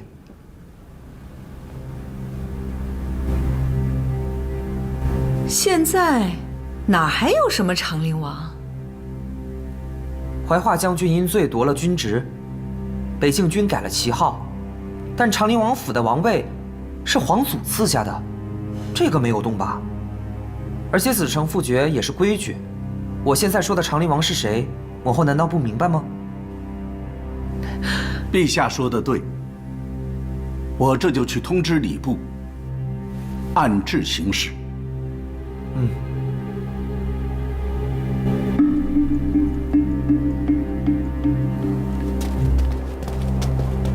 哀家原本以为再也不用听见长林二字了。长林府早已不在朝局之中，陛下呢，只是念旧，以礼待之，由他去吧。娘娘放心，长林绝无二心。当初检出长林军，也只是防范陈大欺主，绝没有针对萧平京的意思。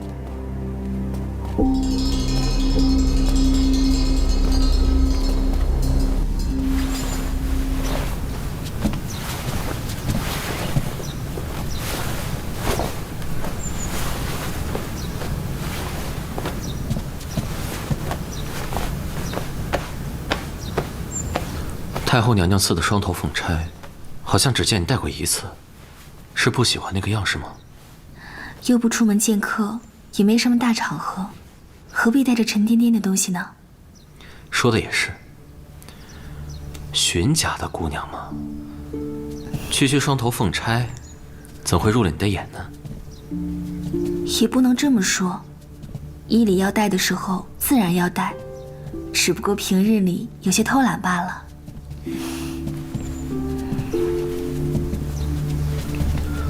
说到这儿，我倒是想起曾经听到过的一个传言。什么传言？据说，当年荀家大姑娘满月之时，曾有多名术士入府相面，皆说你品格尊贵，将来必定是宫中的娘娘。哪有的事儿，都是外头瞎传的。我跟你闲聊呢，怎么就当真了？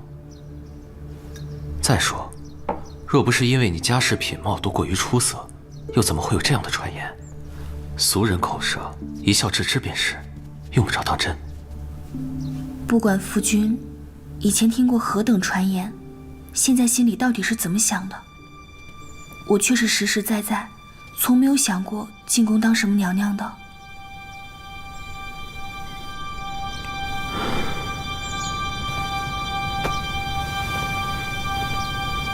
我明白你的意思了。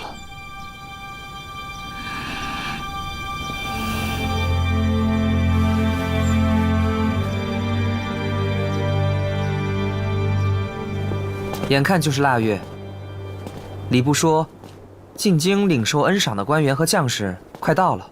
是。将士有功，应当要赏。可是，臣明白陛下所忧，被东海夺去那3州国土，虽地处偏远，但到底是我大梁的国土，绝不能因为局势稍安便忘记了。你是东海之战的第一功臣，所以朕此次召你前来，就是想问问你，这收复之战的时机到底要等到什么时候？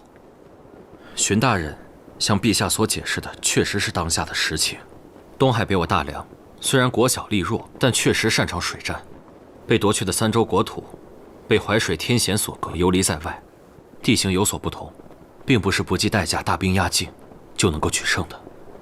那你的意思是？其实东境前线的征战从未停止过，请陛下相信东境将士自会奋勇不懈，为朝廷夺回疆土。如果朝廷一直商议不出好的方案，是不是该请长林王过来出谋划策？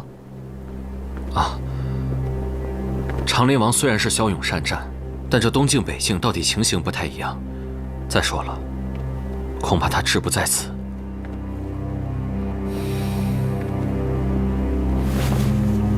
陛下，臣能否请旨，替陛下去探望一下长林王？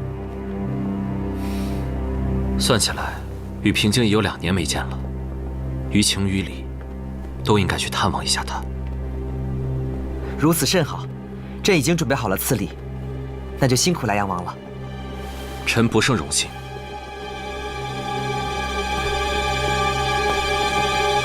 哎啊，连舟赶路好几天，今天终于有床了。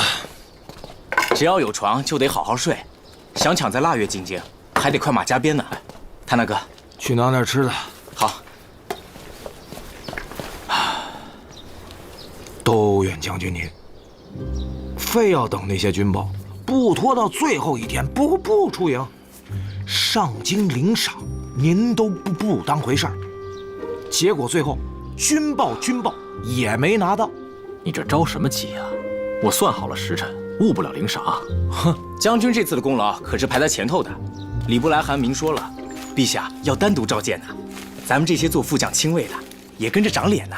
我不管长不长脸，反正一张大脸，倒是能跟着到京城逛一逛，还是不错的啊。就你话多。睡觉。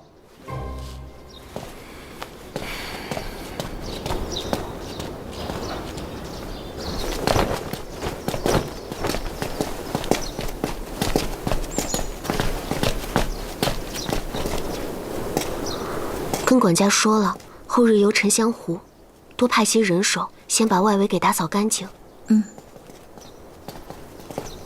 王爷，王爷今日回来可早，还不快准备午膳去？是。不用了，我身负圣命，即刻就要动身去琅琊阁。什么事情这么着急啊？陛下要我去探望一下萧平京。那我这就去准备一下随行的物品。不必了，贺成都已经安排好了。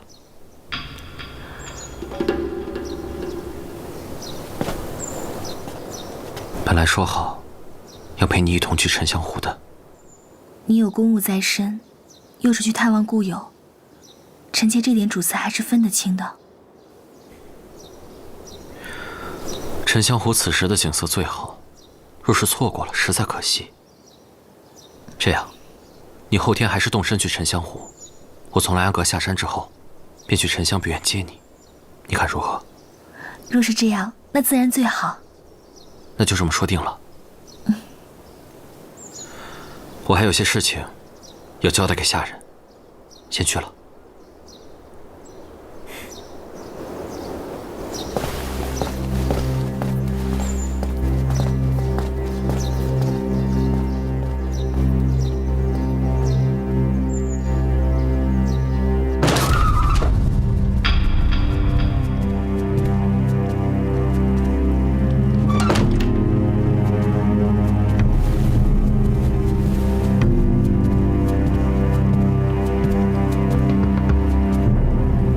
王爷，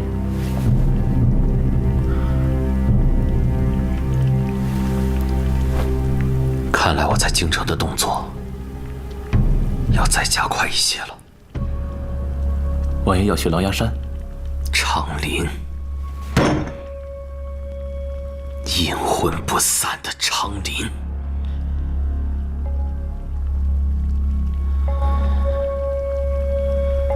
也好。我倒真是想见见这个长林二公子了。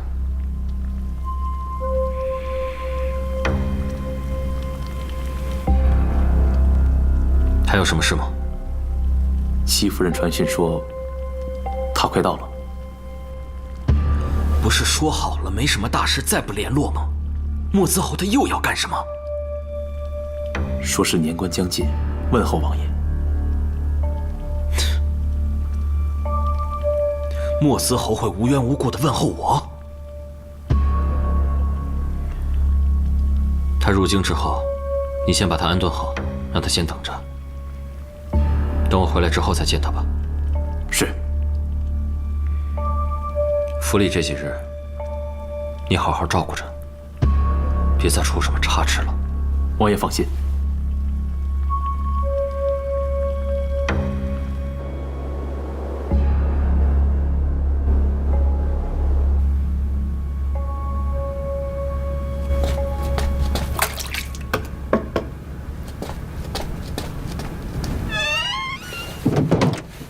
哎呀！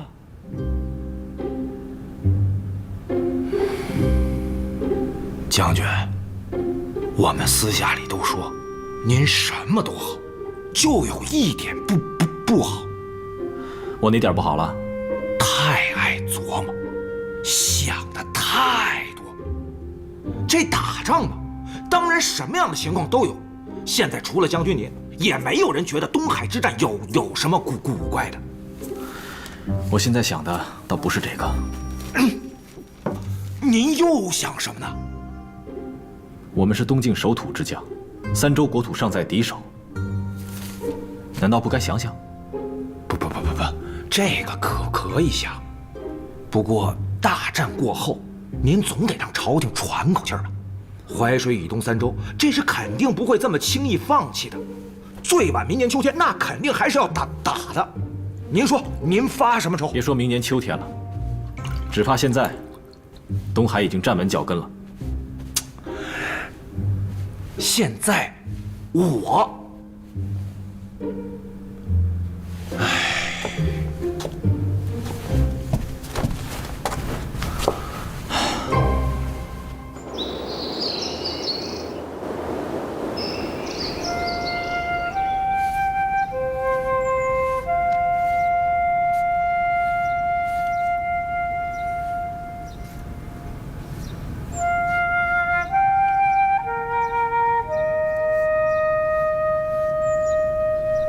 既有济世之能，又有仁人之心，你真的比我强太多了。可不能这么比，这世间最令人心折之处，不就在于人人不同而各有所长吗？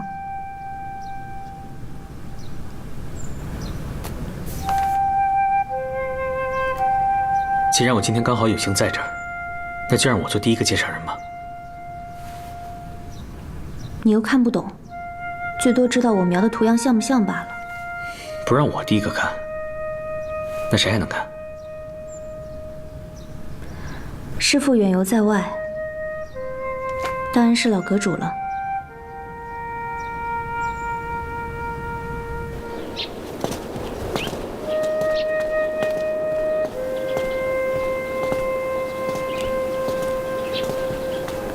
哎呀，我手炉忘拿了，算了吧。那怎么行呢？才给您准备的呢，路上怕凉。王妃稍等，我这就去拿。佩儿，就放在那岸上了。知道了。佩儿姑娘，东西都装完了，王妃的手炉忘拿了。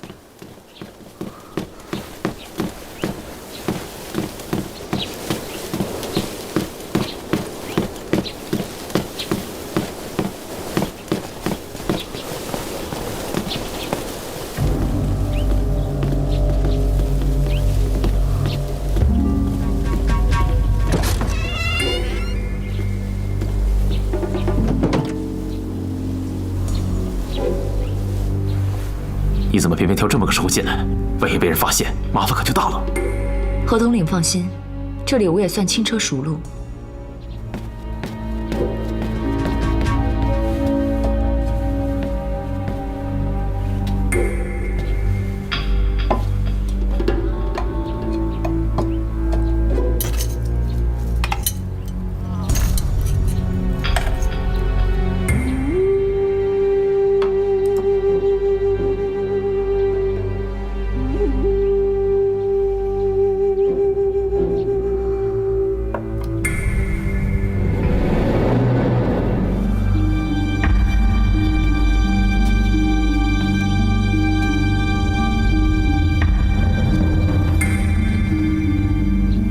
王爷呢？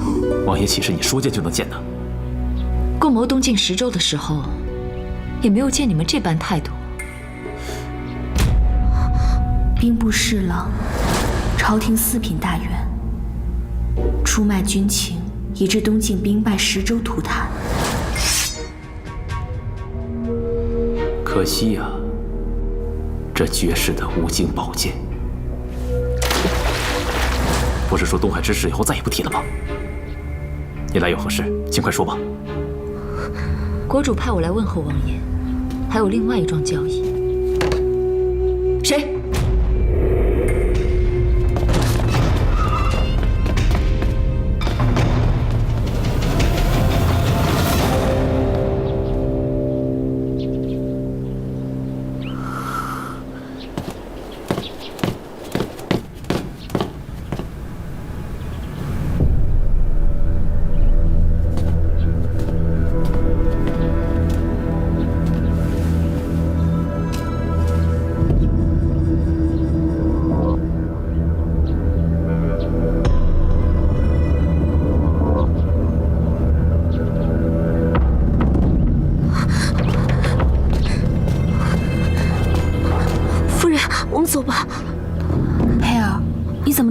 张张的？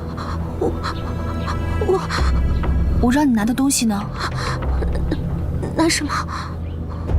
佩儿，你到底是怎么了呀？最近总是毛手毛脚的，你原来办事可从来不是这样的，是不是发生什么事了？夫人，我们还是快走吧。夫人，您的手炉忘记了。有劳何大统领。佩儿，还不快谢过何大统领？谢过何统领。不敢不敢，姑娘客气了。好了，咱们走吧。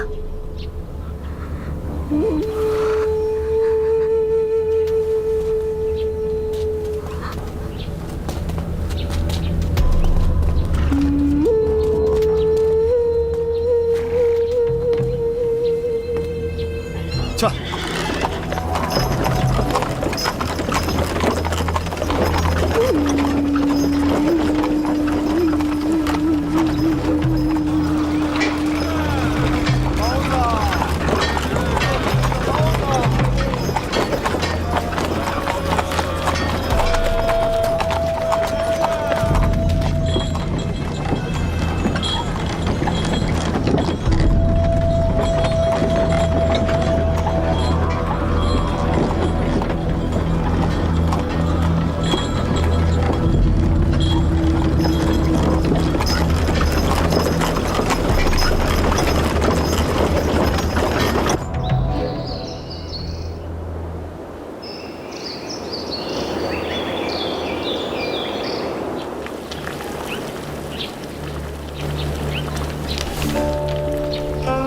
林夕啊，你不畏劳苦，遍游各国，集现有要典之大成，核定其图形，验证其药性，纠察其谬误，最终得成此典，实在是令人敬佩的功德呀！这本百草心集啊，如果真成了医家要典，你姑娘的芳名亦会流芳百世啊！多谢老阁主夸赞，可是林夕不想在此书上署名。此书由你编撰，为何不想署名？老阁主知道，当今世情仍对女子有所偏见，若此书署上林夕之名，必有许多俗浅之人加以轻视。若他不得流传，不得重视，那当初惠泽世人的初衷又何以达成呢？依你的意思是，林夕斗胆，恳请老阁主赐下狼牙之名，以助此书传世。可这么一来，对你岂不是很不公平？我一家之心，只愿济世救人，不图身后虚名。林夕，你有没有想过，若是女子之功不能被天下人所知，那如今这偏见又如何能改呢？你们二位说的都有道理。传者必留其名，此书啊也必会传世。多谢老阁主。平静，平静。小刀子，什么事啊？回老阁主，金陵来使。怎么还偷偷摸摸的？来的什么人呢？莱阳王萧元启。这我还真没想到。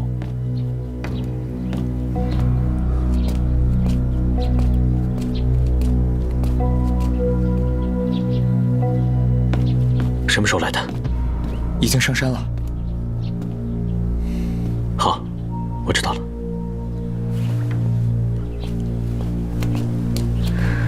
平静。我也没想到元启会来，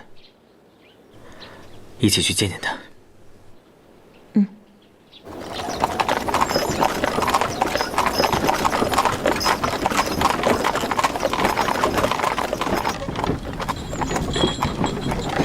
小姐，沉香湖到了，要下去看看吗？先去别院休息吧。我有些累了。嗯，好。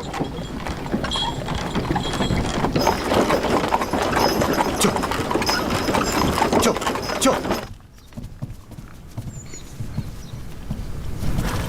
有劳元气远来了，陛下近来可好？陛下玉体极为康泰，平静不必挂念。王爷慢用。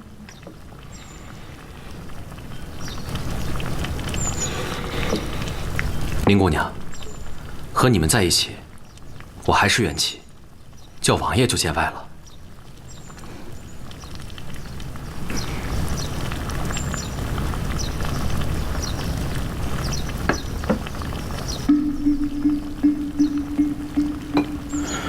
上山之前，我还不知道林姑娘也在山上。早些时候是听说你去了西南边陲一带。我也是刚到不久，想请老阁主帮我撰修医书，所以多待了些时日。若不是林夕上山告诉我，很多事我都不知道呢。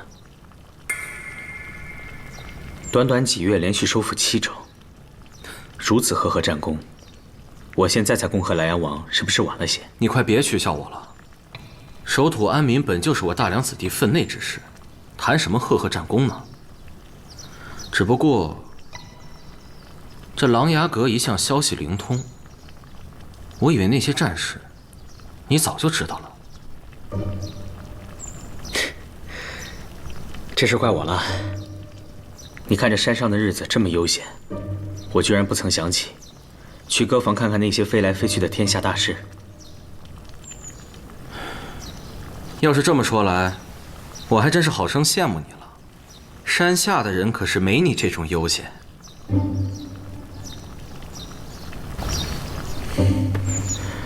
所以啊，我一时没有下山的打算。难道陛下有意让我回去？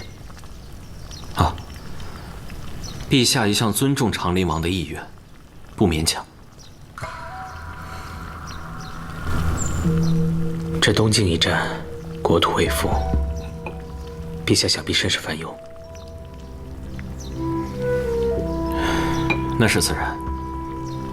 实不相瞒，我这次前来，便是受陛下所托，前来与你商议淮东3州之事。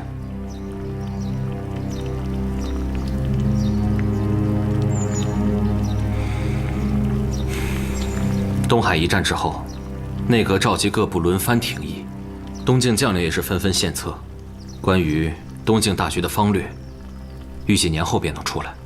陛下也是十分欣慰。只不过，陛下还是想听听长林王的意愿。我是担心着，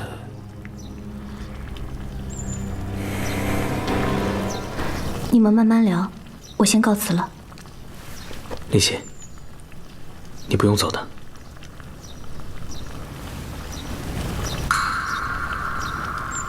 能商议大略就好。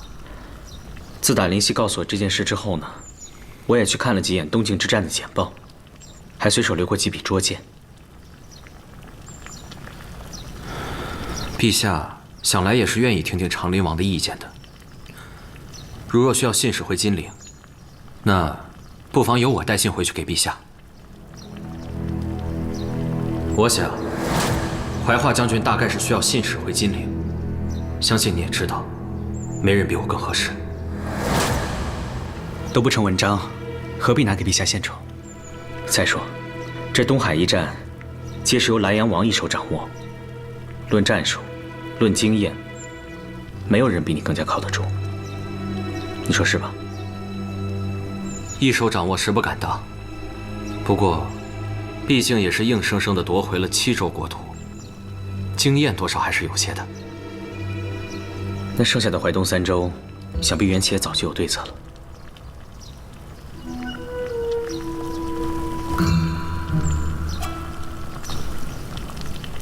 拿回淮东3州，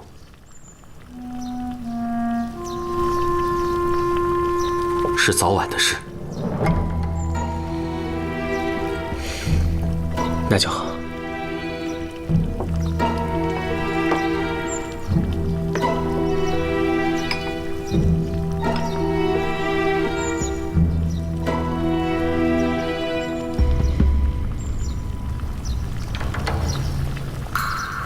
看来我不问你啊，你是不打算说了。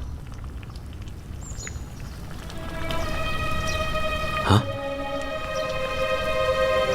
王妃近来可好？啊，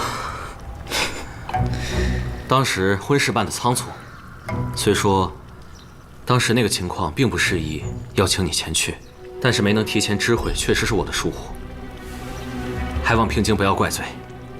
那我也提前知会你一声，也望到时你别怪罪了。毕竟过了今年，我的守孝期也就结束了。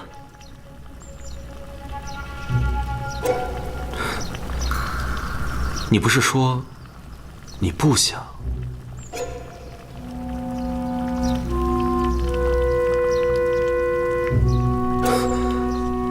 难道说你跟林姑娘你们？没错。等今年春天老堂主上山，我们便准备成亲。当真？那太好了！你们两个人聚散离合也有这么多年了，终于是要共结连理了呀！离开了朝堂，撤掉了长林旗号，我才明白自己以前向往的生活原来是这样的。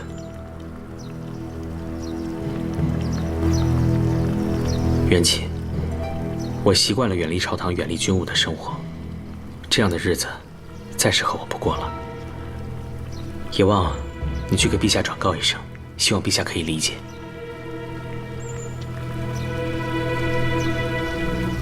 平静，你不再考虑考虑吗？缘起，这狼牙山上的生活很适合我，虽说是世外，又什么都逃脱不掉。在山上，我该做的事情可能没少做。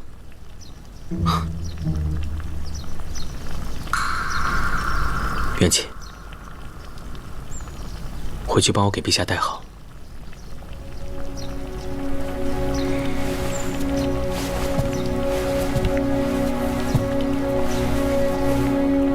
你也多多保重。保重。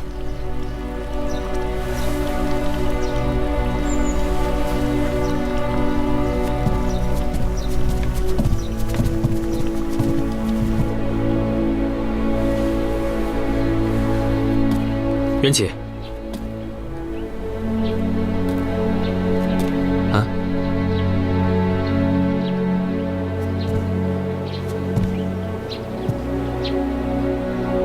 东境三州与以往不同，切莫大意。我明白。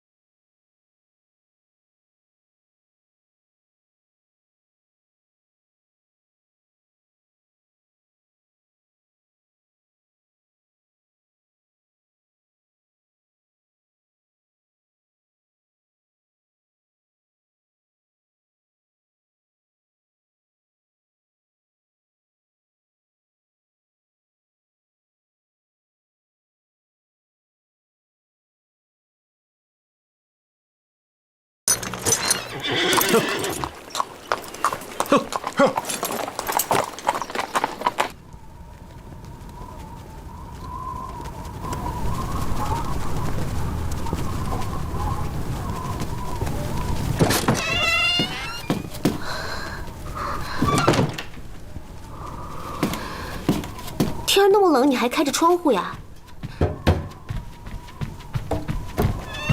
下午不还头晕呢吗？头还晕吗？敏儿，我问你一句话。问吧。如果你知道了一件事情，说出来没有人会相信，还可能会因此丢了性命，你还会说吗？又没有人相信，又会丢性命，傻子才说呢。好了好了，你别想那么多了，赶紧睡吧啊。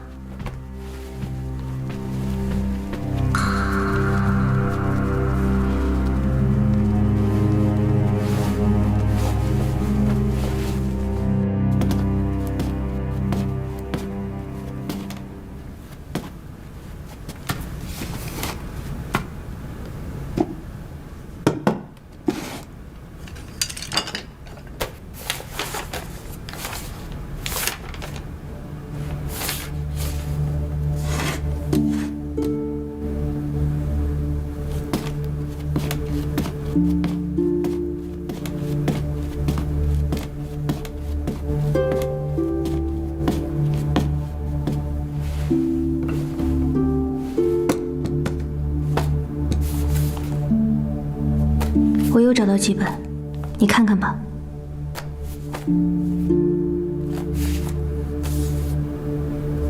林夕，你怎么不问我找这些要干什么？这还用问吗？地方志、山水志、堪舆图册，甚至游记，只要与淮东3州相关的地理记载，你都要。你是想知道墨子侯和东海国打这场仗的真实目的吧？还有一件事情，你怀疑萧元起？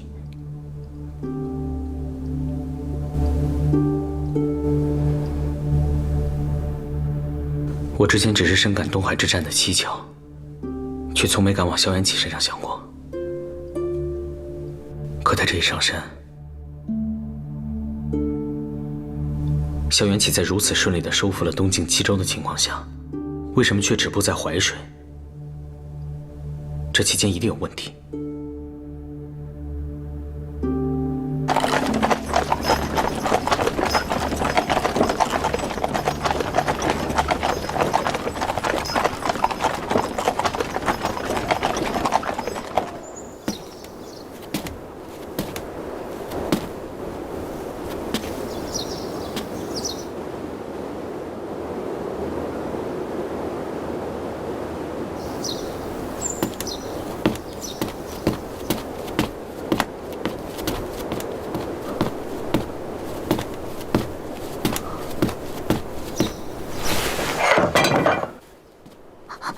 秦王妃恕罪，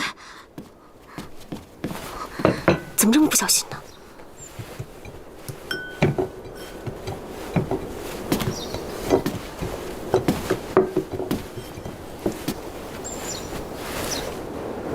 佩儿，你12岁进入巡抚，一直都跟在我身边，到底有什么为难之事，连我都不能说呢？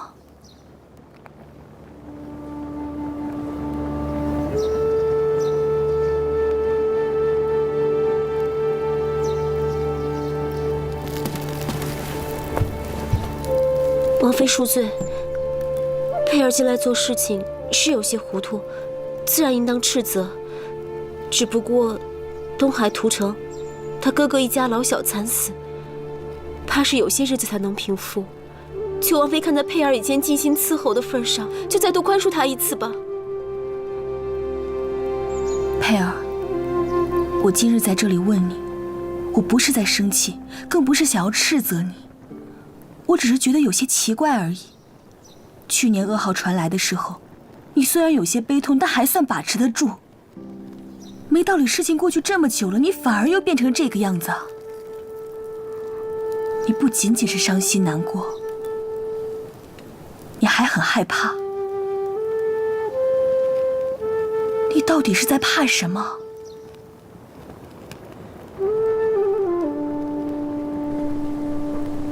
我非一定要问。你身在莱阳王府之中，居然能怕成这个样子，我当然要问。但佩儿若是说了，只怕姑娘不信。我若是你的姑娘，我又怎会无端不信呢？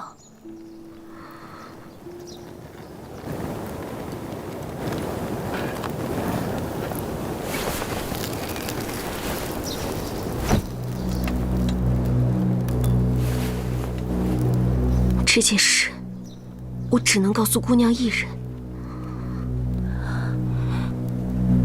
连敏儿都不能听吗？我不知道，说了以后结果会如何。敏儿还是不听的好。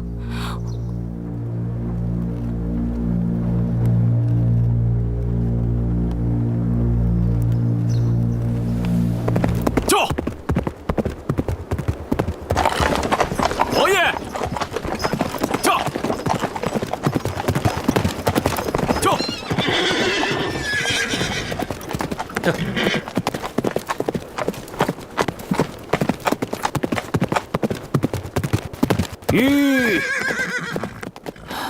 王爷，佩儿看到了戚夫人。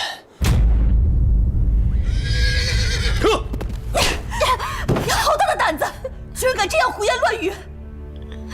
姑娘果然不信。就算你家人蒙难，头脑有些不清楚，但也不至于这般恶毒揣测吧？你知不知道东景失守、石州屠城是个什么样的情形？你知不知道出卖军情、勾结外邦又会是什么样的罪名？你怎么敢编造出这样的谎言呢？东海的无尽抱歉，还有何成和那个女人亲口说出的那些话，佩儿也希望是假的，是一场噩梦。醒来的时候，还能够回到姑娘出嫁的那一日。那一天，佩儿是真心实意的为姑娘感到庆幸，庆幸姑娘能够嫁给一个值得托付的盖世英豪。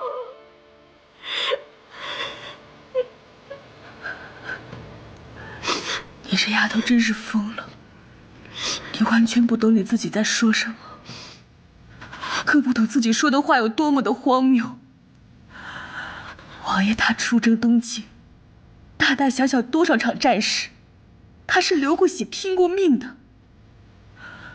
我不能允许，我绝不允许有人这样污蔑他。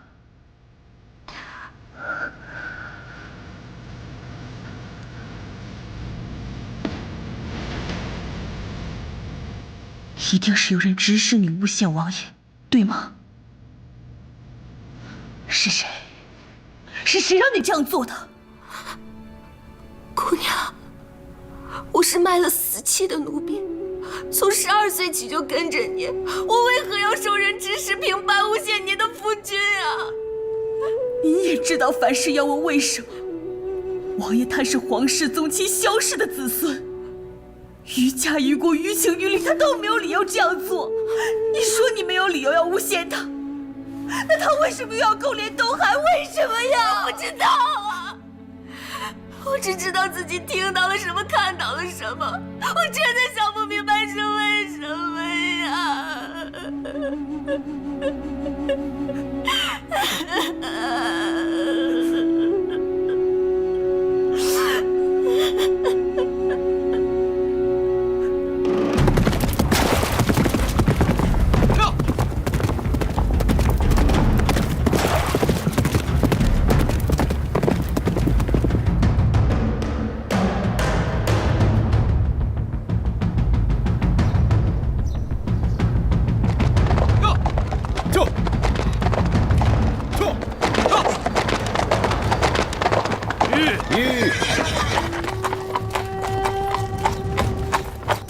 参见王爷。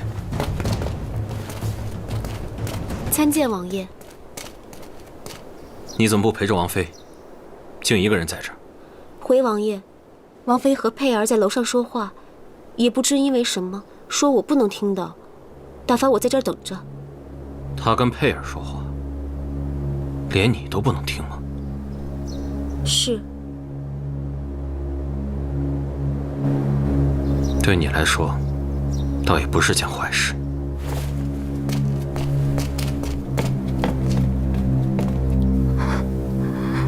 无论姑娘是当我疯了，还是别有用心，这都无所谓。可是这个世界上有很多事情，不是闭上眼睛就可以当作没有发生。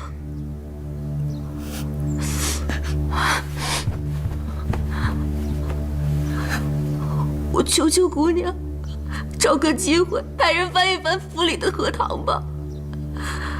就算真的没有那东海的无尽宝剑，至少在您的心里，也能稍得安宁啊，姑娘。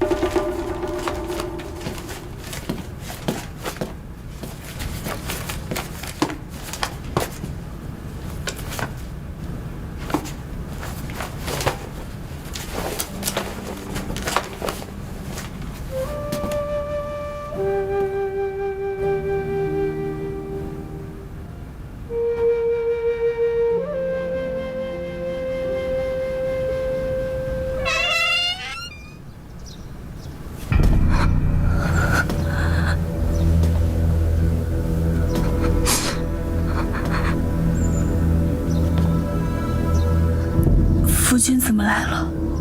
看样子，我已经来得有些晚了。我这丫头不知怎么的，最近疯傻魔怔一般，说出的话怪诞可笑，倒也不必当真。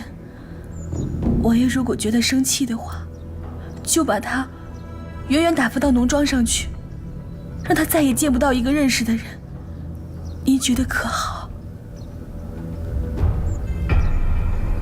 怎么打发一个丫头，并没有什么要紧的。我此刻最在意的，只有你。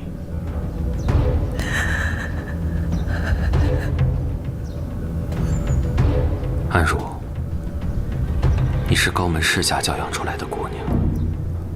我们先不说别的，你先告诉我，女子出嫁之后应当如何？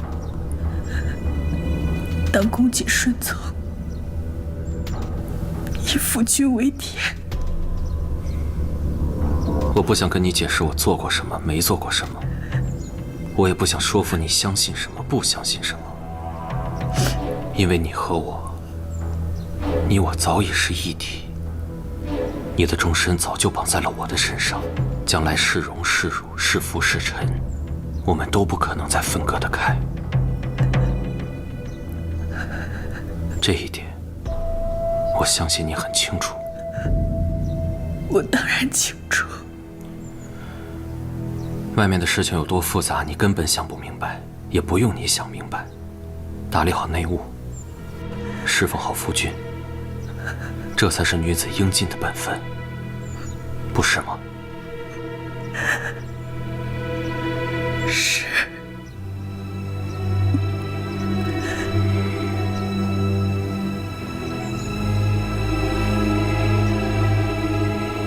那你现在告诉我，这个丫头以奴傍主，应当如何处置？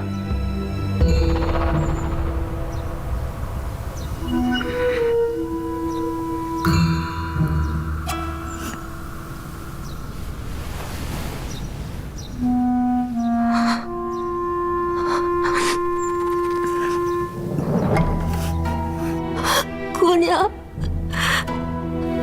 王爷的清誉岂容置疑？你这个丫头，实在是胆大妄为。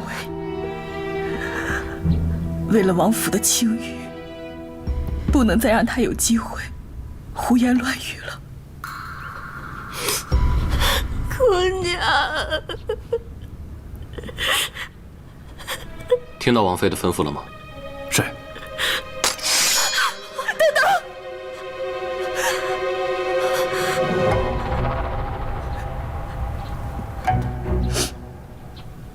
王爷，怎么说？佩儿也跟了我这么多年，我实在不想看到她的血。这外头的沉香湖，好歹也是一池净水，就让这丫头干干净净的走吧。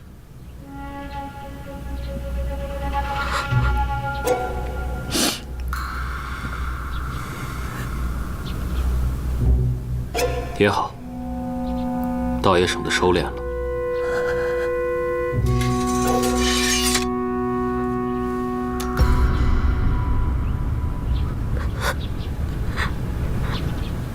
走吧。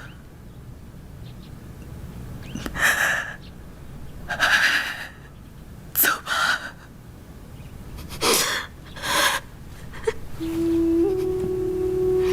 佩儿，拜。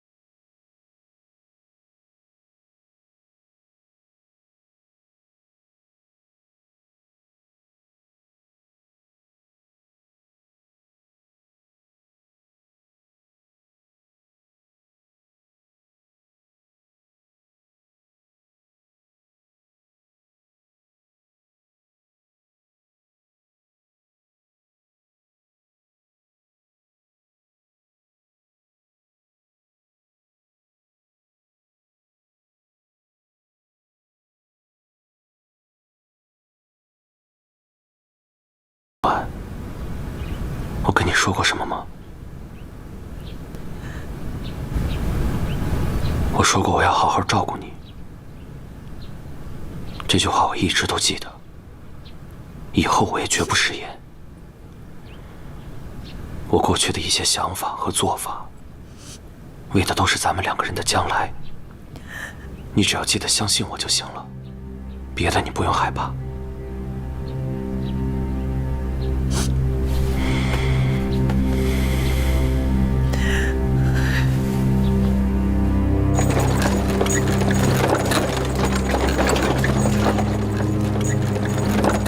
王爷，没事了吧？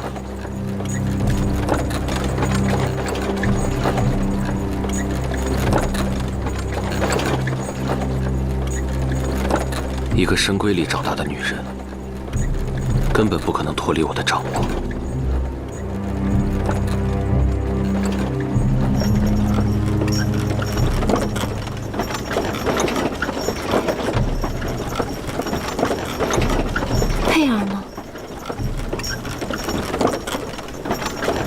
不要问，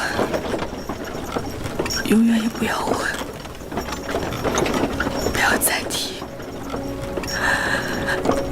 就当这个世界上